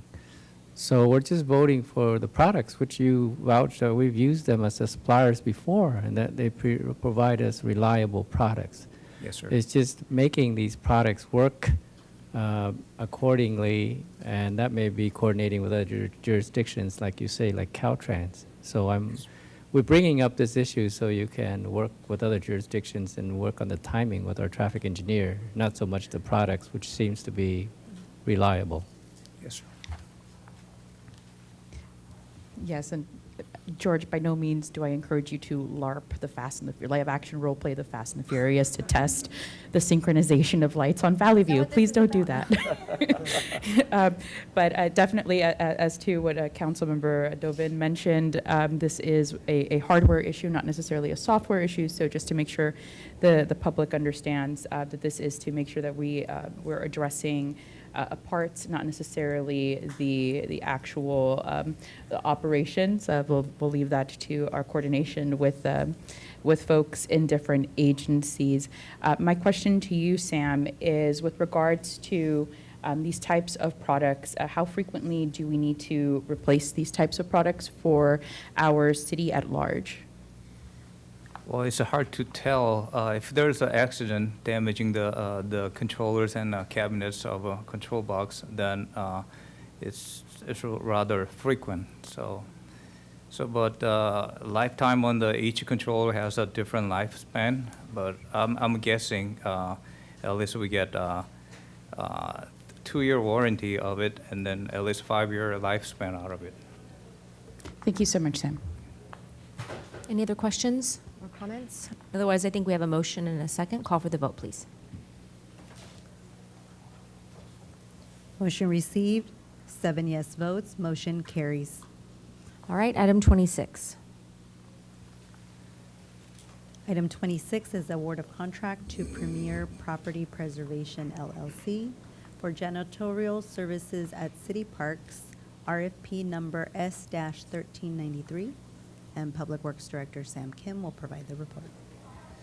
Madam Mayor and members of City Council, tonight City Council is being asked to award the contract to Premier Property Preservation LLC for janitorial services at the city's 19 park locations. The city's parks require 7-day per week janitorial coverage for maintaining adequate levels of cleanliness to ensure the health and safety of park visitors. These services include restroom sanitation, litter abatement, trash disposal, and on-call emergency response. Increased services are needed during seasonal and holiday activities and events. The city issued a request proposal in May 2026 and received 7 proposals. Based on staff's evaluation, Premier Property Preservation LLC was rated highest as the most qualified contractor. Staff recommends awarding a contract to Premier Property Preservation in the amount of just under $280,000 for the initial 1-year term, with the 4 additional 1-year extensions for a total of 5-year agreement not to exceed of $1,486,378.75. The agreement will also allow the contractor to support with the cleanup and monitoring at city-run events. Funding is from the General and Park Maintenance District Assessment Funds with no impact to the general fund. This concludes the staff's report, and staff is here to answer any questions. Thank you very much. Colleagues? Sam? Yes. Go ahead. Hi, Sam. Sam, how frequently are we in need of these types of on-call services? It's like everyday services, and we'll help to clean out the bathrooms, and then even sometimes at night, emergency response is required. So how many folks do we currently have in our Public Works Department that handle this as their main job description? We do not have the staff main job description as janitorial service for parks. We do have a parks maintenance group, and they help out. We got about 10 or 12 people. Are these the same employees that manage all the different parks in our city, so they're kind of spread out and? Yes, their main job is for maintenance, not for the janitorial services, for parks, restroom, and stuff. So that the janitorial is not the main part of their job duty, and also they're not fully at one location at any given time? Yes, ma'am. So what are some examples of the types of citywide events where we would be having these folks coming in to help us? Any activities at the parks, setting up and any trash disposals with the special events that community services department's having. Sam? Thank you, Sam. Yes. Quick question. So how are we doing now? Do we have similar service? Yes, we do. We do have similar services. It's about to expire. So I was at the Atlantic Park, and inside the restroom was not good. And I went to couple of times at Garden Go Park. The restroom was not good neither. And so, and I went to other city nearby, Fountain Valley. I was impressed compared to what I saw at Garden Go. And that's why I asked, how are we doing right now? Probably this question maybe go to the recreation part, I don't know, but hopefully the feedback to you, and hopefully we're gonna have a better service. Not so because the people or because the park manager did not get the people, the janitor to come and clean up or what, but I think we can do better job of handling this. Definitely we'll look into it, and most of the time, after the service, people go in and vandalize the bathroom most of the time. And we don't get report after vandalization, so if we get report, we respond right away to take care of stuff. Yeah, but that is something that have been happening, so we have to do something about it.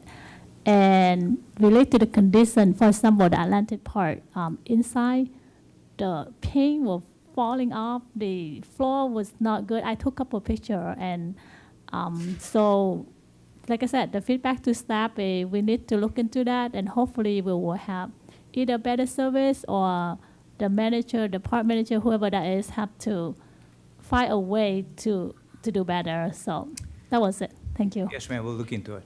Thanks. Madam Mayor? Yeah. Does the park maintenance group, do they do any of the bathroom cleanings? Is that like an ancillary duty for them, or? No, that's not their regular services. If any vandalization happens, and then they go and they do the cleanups and all the stuff, but their main responsibility is just a park maintenance. And then janitor services have always been on-call service. And then would they have, as part of their ancillary duties, to fix the vandalism that might have happened in the bathroom? Yes, sir. And would that include the old peeling paint that Councilwoman Cindy had? Yeah, we'll have to take a look at it. We may need to get a facility division involved.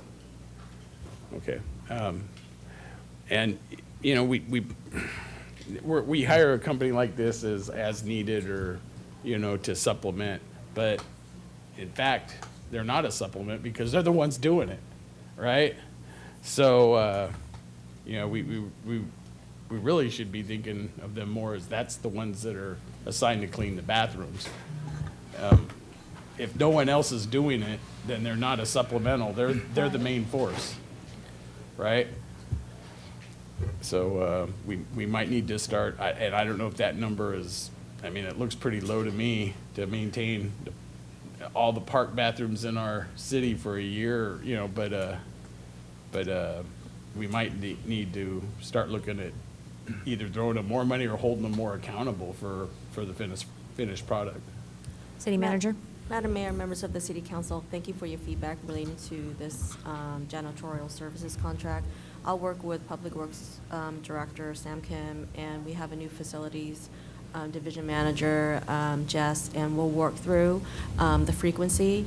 If there's a need during higher utilization during our summer months to increase maintenance, and we'll look into that and report back. City Manager, if we could maybe have kind of like a data report back at some point in time, maybe if that's in 6 months or whatever you deem appropriate, but just to kind of give us an overview of sort of how this new company's working, what the tasks at hand are, how it's being managed and so forth, I think that'd be helpful. Absolutely. Thank you. Also, if I may suggest, I know we're having a few parks that are not having restrooms as well.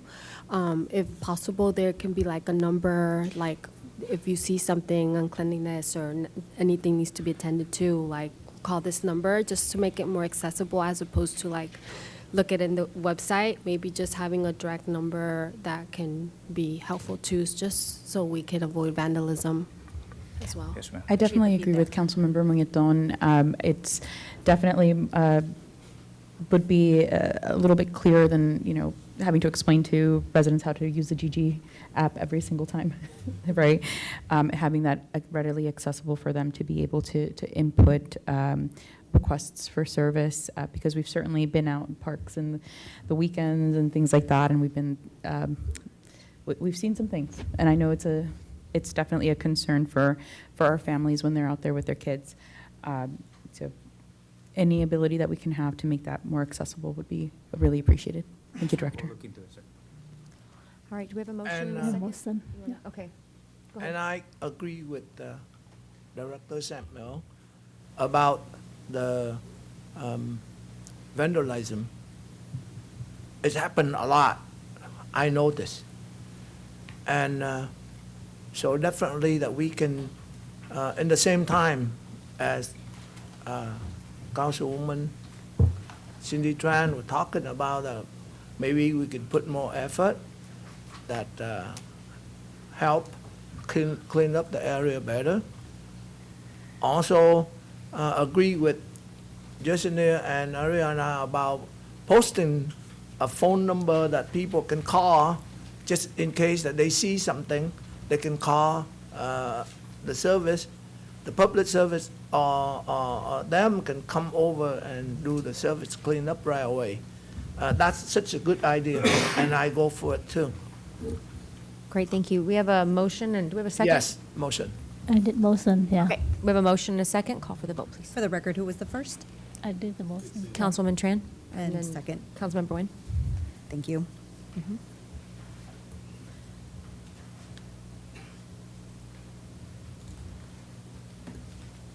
Motion received, 7 yes votes. Motion carries. All right, thank you. That takes us to ordinances presented for second reading and adoption. Item 27. Item 27 is the second reading and adoption of ordinance number 2978, entitled, "An Ordinance of the City Council of the City of Garden Grove approving one zoning amendment number A-046-2026 to amend the city's official zoning map to change the zoning of an approximately 1.8 acre parcel located on the southeast corner of Russell Avenue and Carey Street at 9822 Russell Avenue, assessor parcel number 098-081-19, from R1 Single Family Residential to Residential Plan Unit Development PUD-020 2026, zoning with an R2 Limited Multiple Residential Base Zone, and 2 Residential Plan Unit Development Number PUD-020-2026, to facilitate the development of a 26-unit residential attached condominium project on the subject site. All right, very good. Any questions or comments? Otherwise, I'll seek a motion.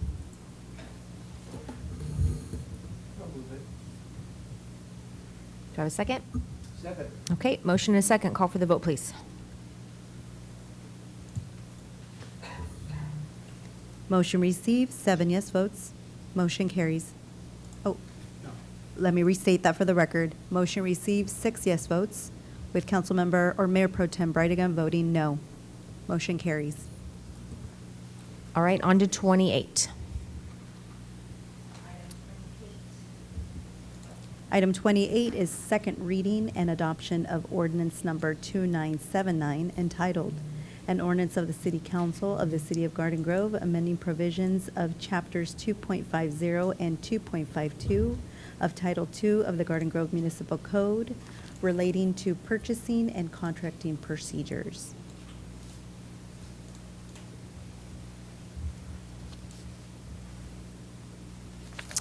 Motion? Madam Mayor? Comments? Yes. So this is basically just updating to the new legalities, basically, right? Yeah, Mayor, members of the City Council, this item was introduced at our last council meeting. It's an update. The thresholds for the purchasing, both under public construction and also for the purchase of supplies, under federal and state law, they adjust the thresholds. The federal, they do it every 5 years, the state every 2 years, and this ordinance catches up with our current thresholds, both in the state and federal regulations. And in addition to that, with respects to the state regulations, because they're amended every 2 years, it does change the code to stipulate that the state thresholds become effective immediately once the state increases their thresholds. So we don't have to be amending the ordinance every 2 years.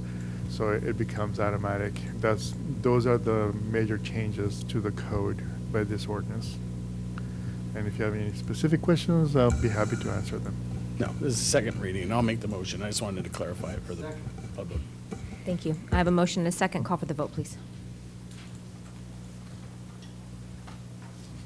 Motion received, 7 yes votes. Motion carries. Thank you. That takes us to matters. We will start in District 6 this evening. Hello, everybody. So we had a wonderful ribbon cutting for the Jardín de los Niños. I want to thank all of my colleagues that attended that ribbon cutting for a wonderful rehabilitation of that playground in the Buena Clinton neighborhood. It was a beautiful event. All of the kids there were very happy about it. They were excited. I had a very hard time getting my niece to leave the playground. She was very excited to be there. And she's growing up so fast. I'm so happy for Penny. So I'm very grateful to all of our staff who helped execute such a wonderful event and were able to announce this to the community and get so many folks out. It was really great to see so many parents and families there. It was a really long time coming to be able to accomplish this rehabilitation. I want to make sure to thank my predecessor, Councilmember Kim Wen Peñalosa, who really fought to make sure that we had the appropriate funding to execute this project when she was on council. And it's been wonderful to, as a Parks Commissioner myself, and now as a council member, be able to be there to see the ribbon finally be cut and see our families enjoy this playground to be able to enjoy it for time to come. I know that we still have some more beautification going on in that area. We're going to be doing more to spruce up the mural as well. So folks should be expecting to see some more improvements. It was really wonderful. So thank you all there, and thank you staff for your work over the years to make sure that we were able to execute this project. It's going to be one of a couple other improvements. I'm sure Councilmember Muñetón will be excited to tell us when the next ribbon cutting is going to be in her area as well. I want to make sure to ask some questions here because we had a lot of speakers come here today, and they had some very good questions, and I myself still have many questions. I was glad that yesterday we got one step closer to getting some sort of answers as to our community becoming whole, as GKN is going to begin this process of seeking a structure to begin remunerating and making whole our residents. We're going to be looking forward to seeing what the results of that are going to be, what that structure is going to look like. We're going to continue pressing them on this. This is a no-brainer. I do want to make sure, because we had some folks asking us about information and when we're going to get information. I also would like to know when we're going to get some information, and that's also because some of that information does not necessarily come through this body, right? We are still very much waiting for what's called an after-incident report, which is the report that's made after all of this incident has been taken care of, said and done, and there are after-incident reports prepared by various agencies that were in some way involved within this process, and it's all a part also of our ability to fact find. To be able to, have that before us so that we're also able to make decisions and make determinations so that we're not making decisions and determinations blind or in a vacuum. So a big part of that is I know that we have an after-incident report that's going to be coming from the Orange County Fire Authority, and I think we might have one coming from the county. I am not sure.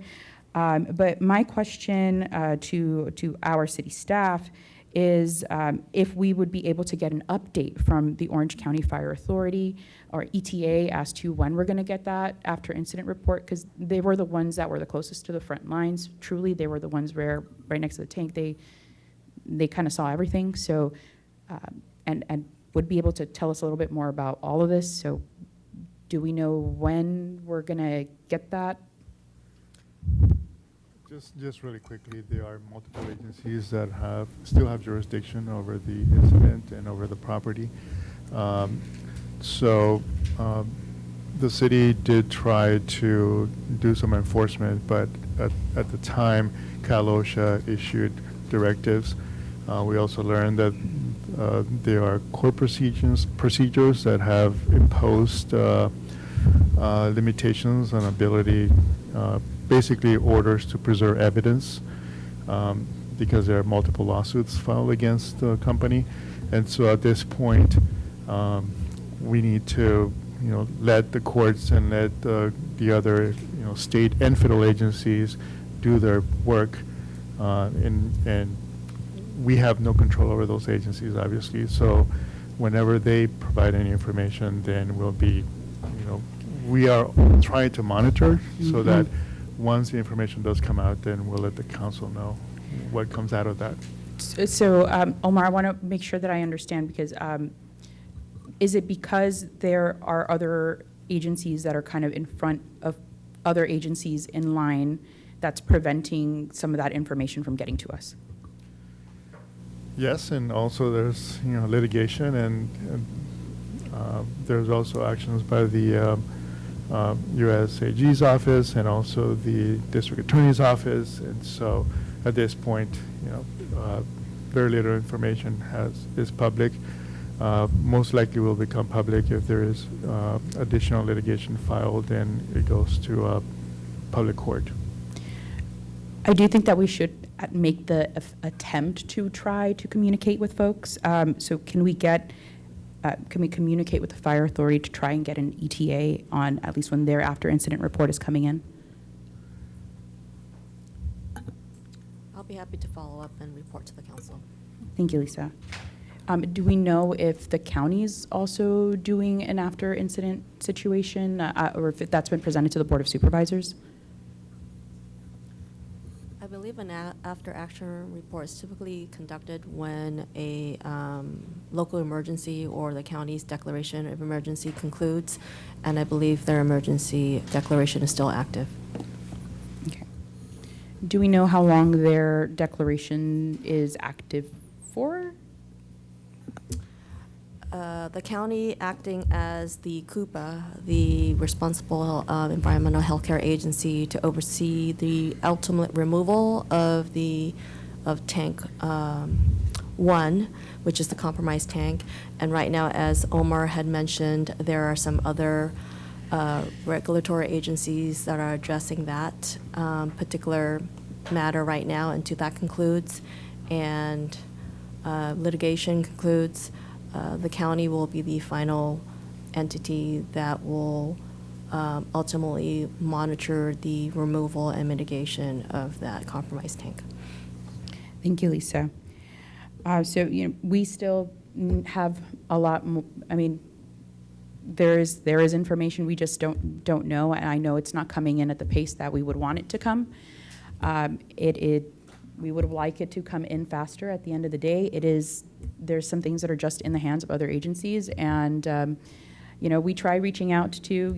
I've certainly made calls to our other legislators higher up from us to let them know that we still need answers, and so I know the communications are taking part, at least in that way. I'm trying to reach out to folks to see what we can do there, but for us, I want to make at least personally, I want to have the facts in front of me before I make any decisions. Right? To me, that's something very, very important. And so the sooner that we are able to get some cooperation from some of the other agencies and get that information before us, I think it's going to be all the better for us to be able to do things. And I know that we have some legislation pending at the state legislature. Senator Umberg has Senate Bill 883 that went up in, I think it should still be in appropriations. I don't know, it might be passing and seeing the governor's desk sometime at the end of this legislative session. I know it does address some of the matters with regards to the subject of MMA and some additional issues that affect folks that were affected by the evacuation.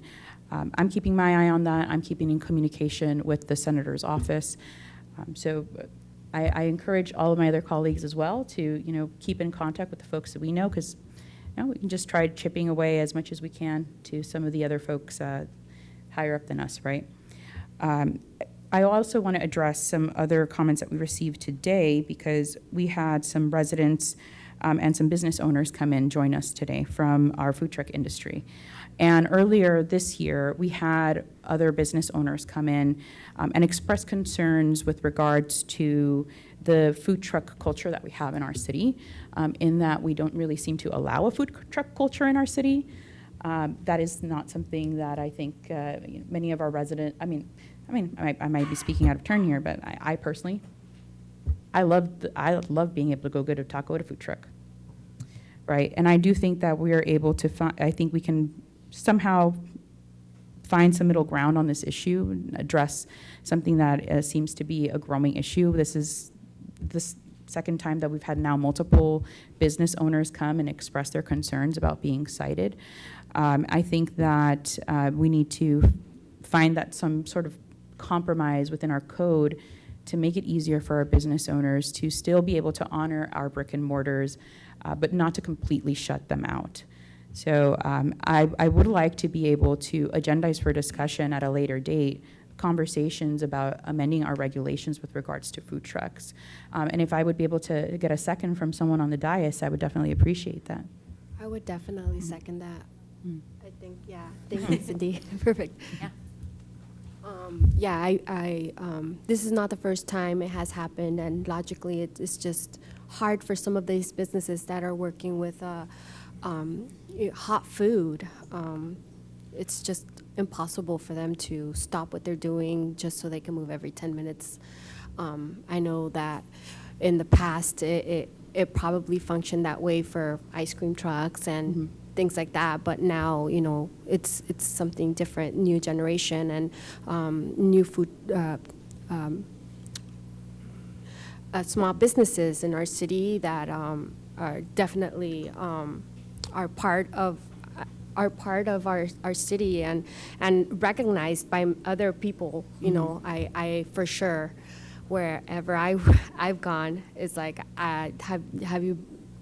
I live by Hastur Basin, and they talk about the tacos, they talk about the ceviche, they talk about like things like that. It's like, yeah, that's Garden Grove. So definitely doing something for that, because I know that a lot of people in our community as well that go to these parks, they also depend on these food trucks to eat many times. So I know Cindy talked to some of our other businesses, so I know you had something else to say, so I'll second that for sure. Actually, that's one of my items here to speak, so I was just waiting for, getting to my turn. But thank you. So City Manager Liz, do we need to put that up for a roll call vote? Yes, so that we can bring it back as an agenda item for actually discussion and action, but we're not going to be ready with. What we'll do is we'll put the current regulations on the agenda for the council to discuss. Okay. Thank you, Omar. All right, a roll call vote from the city clerk, please. Councilmember Nguyen? Yes. Councilmember Tran? Yes. Councilmember Dovin? Yes, to bring it back for discussion. Councilmember Muñetón? Yes. Mayor Pro Tem Brightingham? Yes. Councilmember Aristegui? Yes. And Mayor Klopfenstein? Yes. Motion received, 7 yes votes. Motion carries.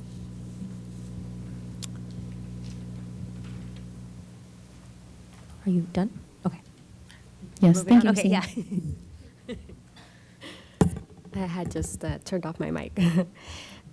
It's been some time since we've last met, But I wanted to take a moment to highlight a few events that I've had the opportunity to attend recently.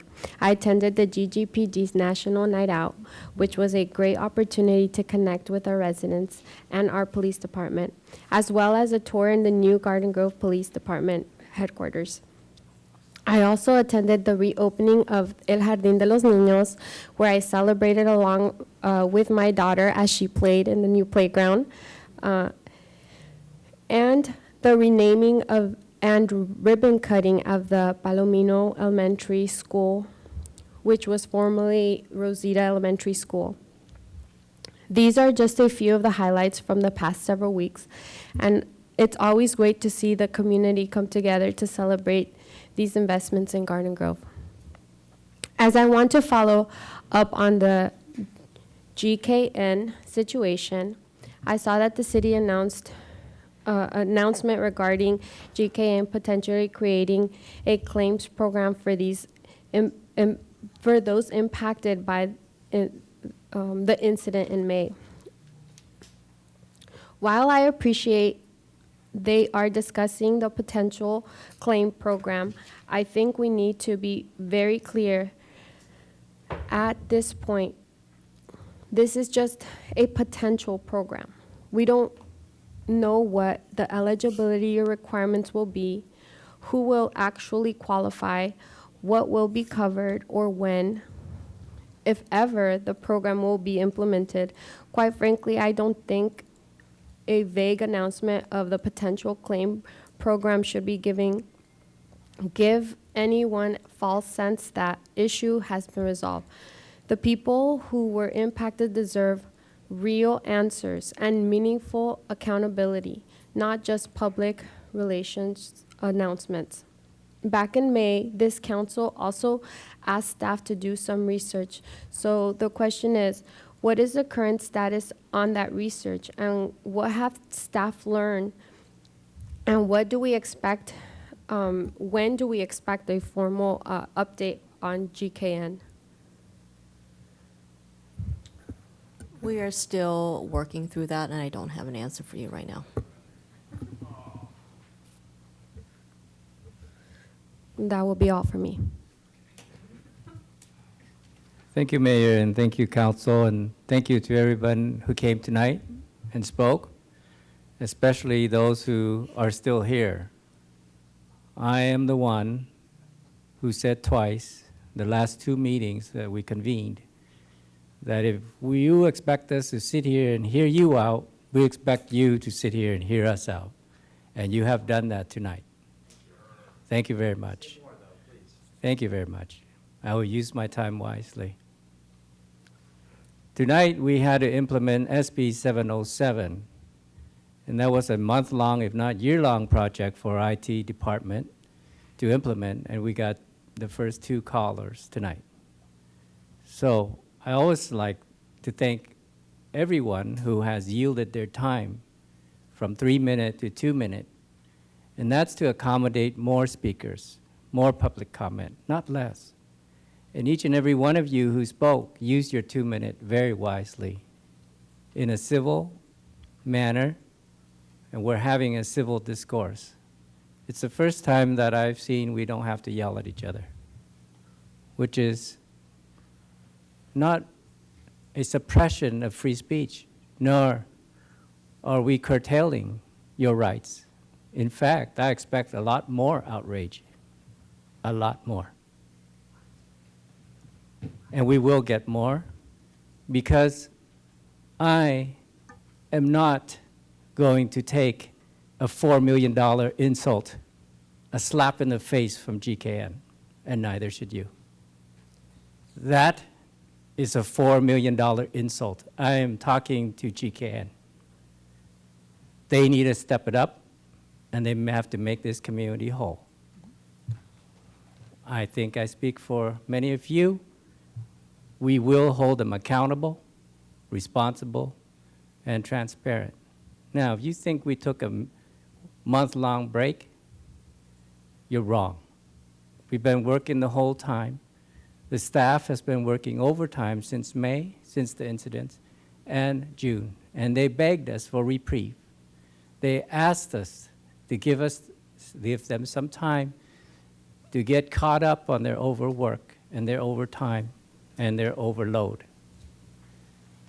In July, we usually take a week off anyway of one of our meetings. It's one of our dark time that we take off. We took off 2 meetings, but we've had more meetings this summer than we've had traditionally. There's closed sessions and emergency meetings that you might not know about. And tonight, GKN is on the agenda.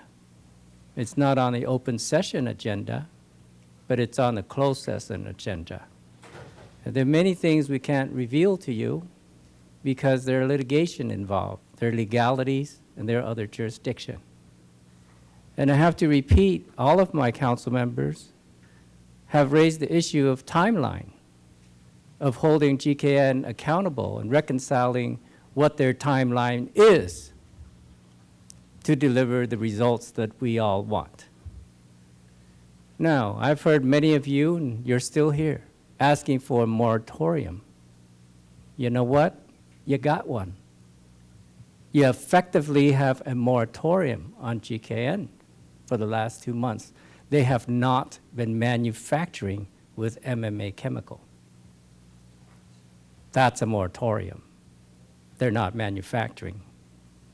Now, is GKN an existential threat to Garden Grove? Maybe. You ought to ask that question. And don't be too quick to write history. Don't be too quick.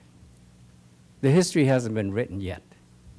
Now, if you think somebody else is going to sit here where Joe Dovin sits and write the history of Garden Grove better than me, going to fight harder than me, then you vote them in. You vote them in. But you're not going to find one, and I'm fighting really hard. And as a Christian, I'll tell you what I believe. Palestine is the homeland of our Lord Jesus Christ. Respect that. I do. I'm not here to save the world. You're not here to save Palestine. You're here to raise awareness of the things that are happening there that we all witness, the death and destruction. Nobody wants that. But it's not within our power to stop that. I wish I had 969 years like Methuselah to hold back the deluge. But I can't do that. That's up to God. What we can do here locally is try to make our community whole. Right here in Garden Grove. And we can do it together. Has anybody given up? Anybody here given up yet? If we're not giving up, we're still fighting, then things will get better. Have a little faith. Have a little patience. We have demanded that GKN hold a town hall meeting. And every day, our city manager is pressing them for that. They still owe us that. So if we haven't gotten all the answers, you're not going to get all the answers all at once. I've said this. But we will get answers. They will have to hold a town hall meeting, and I'm saying it out loud. We will hold them accountable. They owe us a town hall meeting where a lot of information will come out. A lot of information has already come out, but the situation has not been rectified. Nobody's been made whole yet. But we have to keep working with each other for that. I agree that GKN has to be a good corporate citizen, yes. But they should be a citizen, a responsible one, an accountable one, and they have to be transparent. You know who you're fighting? A multinational corporation with billions and billions in assets, in powerful countries with powerful governments behind them. So I applaud your bravery. I'm right with you. Your property value is going to sink just like mine. Just like mine. Nobody's buying my house. Yeah, You should be worried about that. It's not about District 1 or Stanton or you're within the blast zone. It's about all of us. My property value has tanked. Yes, go ahead. Put your house on the market and you'll see. Right here in Garden Grove. Everybody should be outraged. Who wants to buy in Garden Grove? With a bomb next to your schools that can go off any time? No. I'm not for those tanks being maintained or fixed. I'm for all of them removed. All of them. But doesn't mean that we can do that overnight. Right now, tank 1 is not in operation, must be removed. Tank 2 and 4 may be reused. We don't know yet, but I'm not asking for that. I'm asking for all of them to be replaced, if they are even to be back in production. And they are not in production. You do have a moratorium. We just don't call it that. It's effectively a moratorium on manufacturing with MMA. And there are multiple jurisdictions who are still investigating, and the verdict is not yet out. There's going to be a lot more action from all of the jurisdictions, all of the government agencies, from the top on down. We're not the only agency that can make things right. In fact, everything is riding on our back as a city council, everything. And our backs are your backs. We're riding on your backs. My back, because I'm a resident. I pay taxes. My property value is tanking. I had to relocate. I was out of town for a week. It's not just people in the blast zone that had to relocate. A lot of people in other cities too. Westminster, Anaheim, Stanton, of course. And the rest of Garden Grove, it wasn't just in one area around Western. A lot of people had asthma. I have underlying condition. There are people with asthma and other lung health issues that they couldn't take the risk whether they were in the blast zone or not. They left town. And it's sad to hear that, but it's true. Are they going to get compensated or just the 50,000? We have 200,000 residents affected, not 50,000. And I repeat, that's a $4 million insult that GKN slapped down. I'm not going to take that. No. No, either we fight back or we give up and go home. Well, it doesn't look like you guys are going home yet, and I'm still here. So let's hope for the best and work together. And I promise you, if I don't do the job for you, I'll fire myself. Thank you very much. Councilwoman Tran? Thank you. So last month was another busy month for several of the council members here, including the mayor. So I will not repeat some of the events that all the council members already mentioned. First one, I just want to say thank to the community aid partner, the volunteer, and supermarket, especially the Sister of the Holy Cross, for hosting the free food distribution for Garden Grove residents on July 16. More than 300 boxes of food were distributed to the needed family.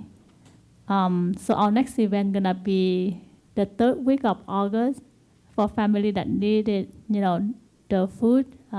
Please just check the information on the social media. Second, I want to say thanks to Supervisor Janet Nguyen for hosting the free backpack event for the students. So each year, I would donate more than 100 backpacks with supply with my own money to the Boy and Girl Club. And the mayor supported me last year with her own money, $100. This year, with the mayor's support, I was able to request another 100 backpacks for Boy and Girl Club.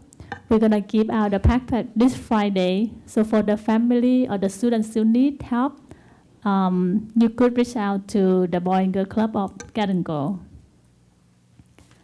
Thanks to the Orange County Women Business Chamber and all the amazing lady for teaming up, and we donate more than $1,000 to the jog walk. I will part with that team, and I found a secret. Because a lot of time when you look at the registration, it said $125. For some people think that's a lot of money. Actually, I didn't have to pay that much. It only costs you $10 to sign up, and then you find other friends and family who would donate $5, $10, and that's how you get to $125. And so this was in the past, I was always supporting other people, but this is my first year, and it was just a great walk with a lot of students, kids, and parents, just for the good cause. So next year, I hope that I will bring more friends and family to the event. I want to say thank to our staff for amazing Garden Grove concert series. I met so many people there, the students, the parents, school teacher, and many of the residents. I hope that next year when we have this summer concert event, please put Garden Grove Park in the consideration. So at least one. We have all in the East Gate, and so everybody going there, but I think it would be nice if we could have at least one in Garden Grove Park. Earlier, I did mention about the synchronization project, so I want to say thank to the traffic engineer Juan and Jose who work on this. And I just got a text message from the planning commissioner saying that actually they work on the entire Brockhurst Street, Mayor Putem. So not just that corner, actually the entire Brockhurst down. So thank you to our staff for pushing it, even though we got the roadblock, but after many conversation, requests, and we were able to make this happen. I was able to attend the 405 Express Lane. I think some of the council members here did that too. I just want to say a couple of things. Did you know that if you have 3 or more people, you could go to some of the HOV lane that you don't have to pay? But how do you do that? You need to get the little boxing that when you try 3 or more people, you just have to change the setting, and you could try it for free. So that's the something I want to share. Also, some of us wonder why it costs so much, one of the land, like $27, and I went through that. So the reason why they did that because they want to reduce the amount of car in that land because of the price high, and they want to guarantee for other people to have a fast lane, and then when the traffic, everybody going there, even the cost high. So just a quick note, and whatever the money that actually they make, it's gonna go back to the community. So they're gonna have some of the grant, and I will look forward to that, and we'll make sure to request something for our city if applicable. The Orange County Diocese and the staff have a great Marian Day. So Council Member Ariana and Philip was there, save me the seat, so thank you. We have a great time. More than 30,000 people was there. And the staff just want to say thank to the mayor and all the council members here for your support when they came here and request. Today, we approved several of the contracts, and couple business owners reached out to me and asked like, how do they get to work with Garden Grove City? And thanks to staff provide me the information. For the resident out there, business owner out there, if you want to work with the city on the contract that we put out, please go to our website. There's a link to show you how to do that. It's just have to follow the process. Today I received the Red Cross certificate for the business and the individual who helped during the GKN crisis, and they kind of donate and help out to the bring food and donation for first responder and the staff. So I will visit the business and the individuals with probably, hopefully, the mayor or some of the council who could come with me to say thank to them. Earlier, Councilmember Ariana mentioned about the food truck, and I totally agree with that because when they talk, I think last time Mayor Pro Tem and I was there talking to the business owner, every 10 minutes they have to move. Why is that? So we need to update our ordinances so that way we will be able to support our business owner better. Last but not least, about the GKN.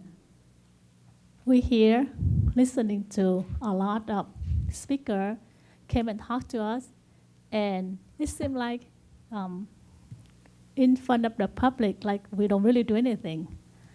And I appreciate Councilmember Ariana and especially Councilmember Joe Dovin share a lot of information that we were able to go through.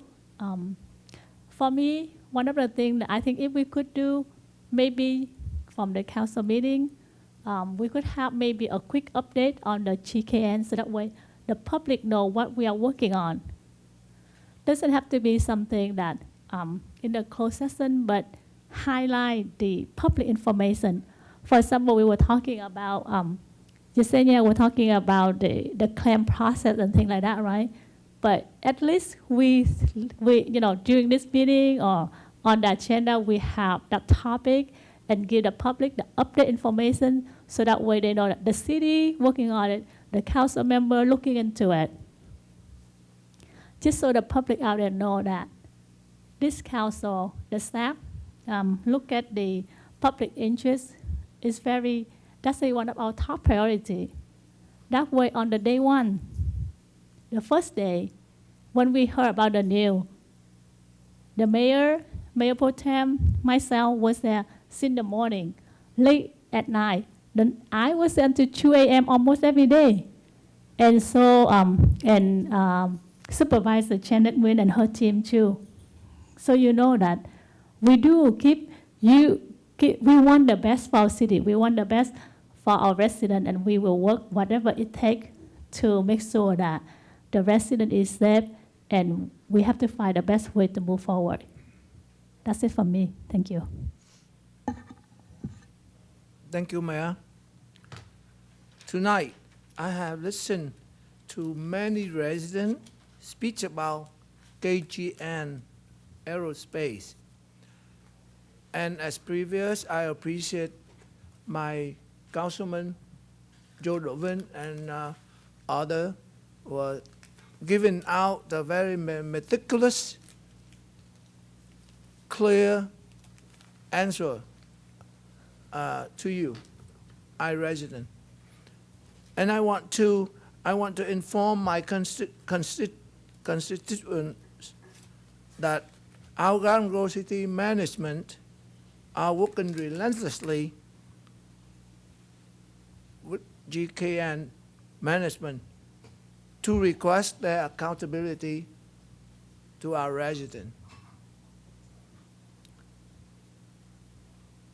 Earlier, I would like to congratulate Mr. JJ and Dr. Don Mueller. The 2026 Garden Grove Strawberry Ball King and Queen. Also, congratulations for Garden Grove Strawberry Festival Association. Thank you for your community service. On Saturday, August 8th, I have the honor to represent City of Garden Grove to attend the Gold Award of Liên đoàn Hướng đạo Lạc Việt. Also present City Garden Grove recognition plaque. And I proudly read their name: Brandon Thanh Trân,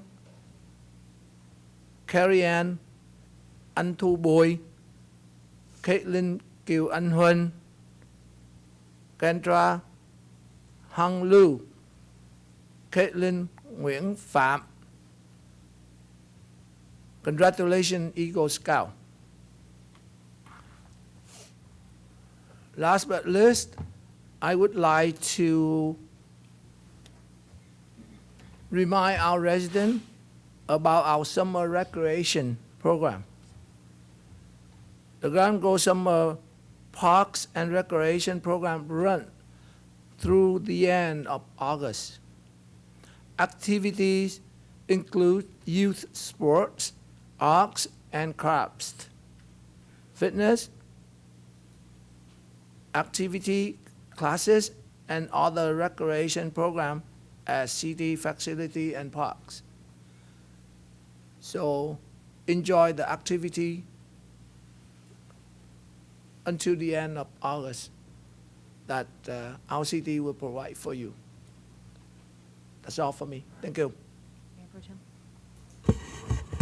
Yeah, I'd like to give a good shout out there for JJ and Dr. Don, also the Garden Grove Strawberry Festival Association and everything they do. You know, I look at the volunteers in that group, you know, Steve Sanders and Andrea and how many decades have they given to this city, you know, to put the work in to make sure that can happen every year.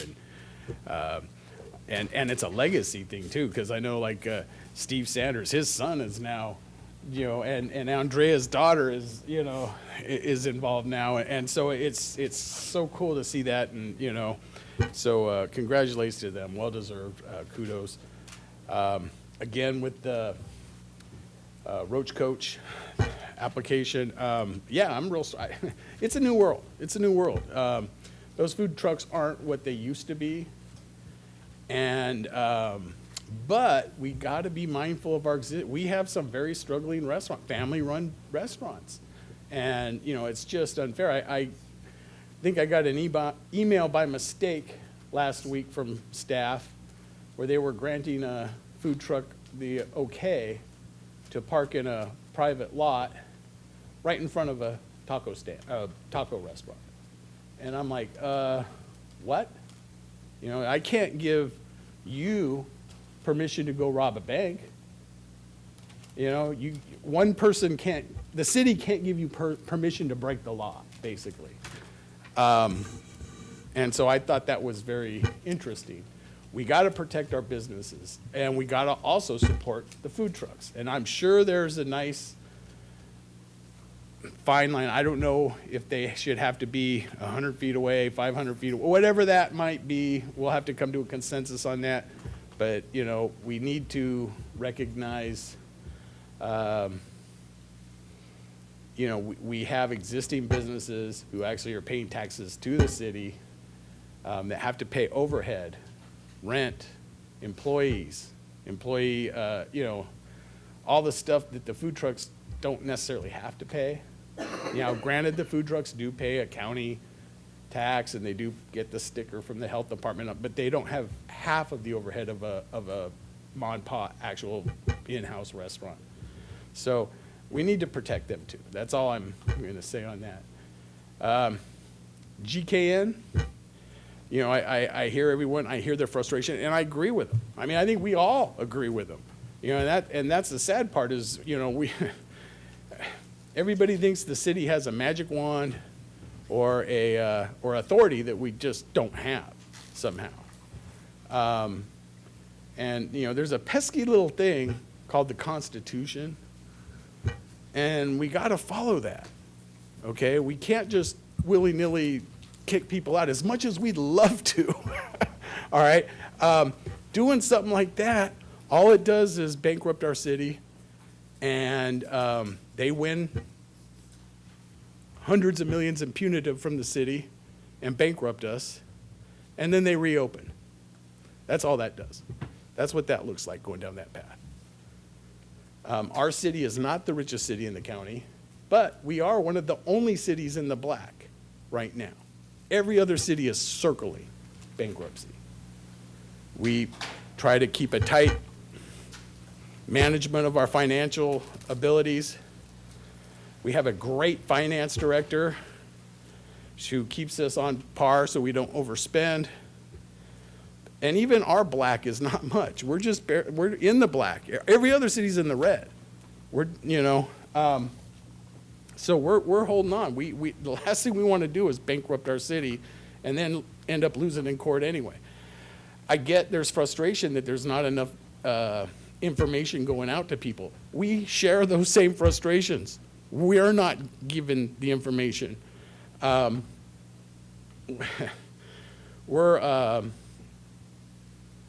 things we do know in some regards, we're not allowed to speak about because of legalities. There's, when things get into the courts, things become confidential.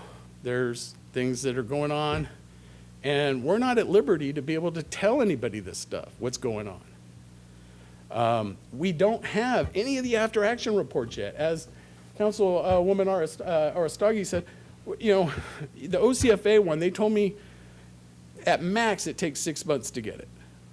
Okay? We need one from the PD. Our city's gonna prepare one, but guess what? We need all the other ones before we can even start ours. Okay? We need the one from OSHA. We need the one from FEMA. We need the one from the DA's office. We need the county one. Okay? And all of those take time to prepare. And then when we get those, we gotta compare, make our after-action report, incorporating all these other ones, and then staff has to go through and what did we learn? What are the lessons learned? What were the failures? What were the successes? Is that going to happen by the end of the year? I am hopeful. I'm very hopeful, but it's not going to happen in 3 months. There's no new information coming out of this dais unless it's something that's not involved in the legal stuff that we're already embroiled in. Okay, we're limited in what we can say. And then we're also working within the actual powers of what the dais has. Okay? The dais, we're not what they call a charter city. We are a general law city. Okay? LA, all these other cities, they're charter cities. They have a lot more standing in court to do things. We don't.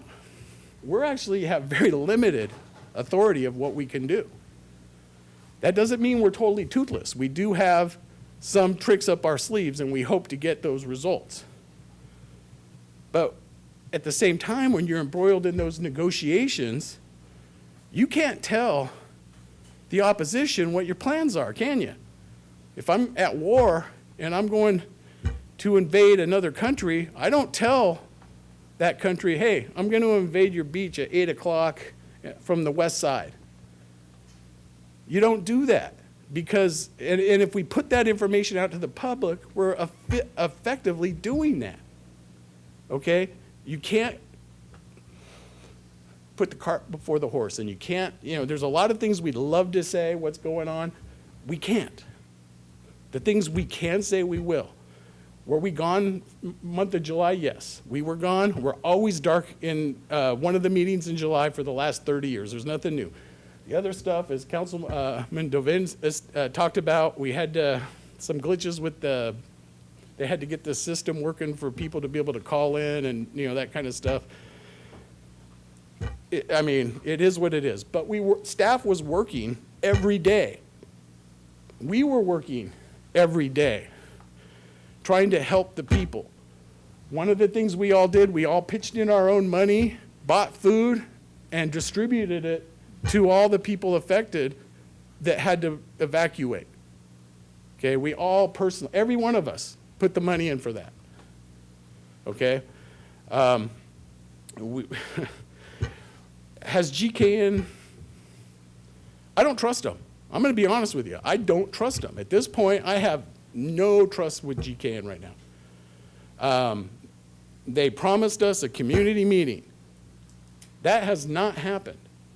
They promised to make things right by the people that got evacuated. That has mostly not happened. Yeah, they put a little token money out for some less than 10% of the people to get a $500 gift card through that 211 phone number system and all that. That doesn't even scratch the tip of what they need to do. But we got to play our cards close to the chest, to use a poker analogy. Okay? We can't be communicating everything that we know as much as we'd love to, because it would make us look great in front of you guys right now, honestly.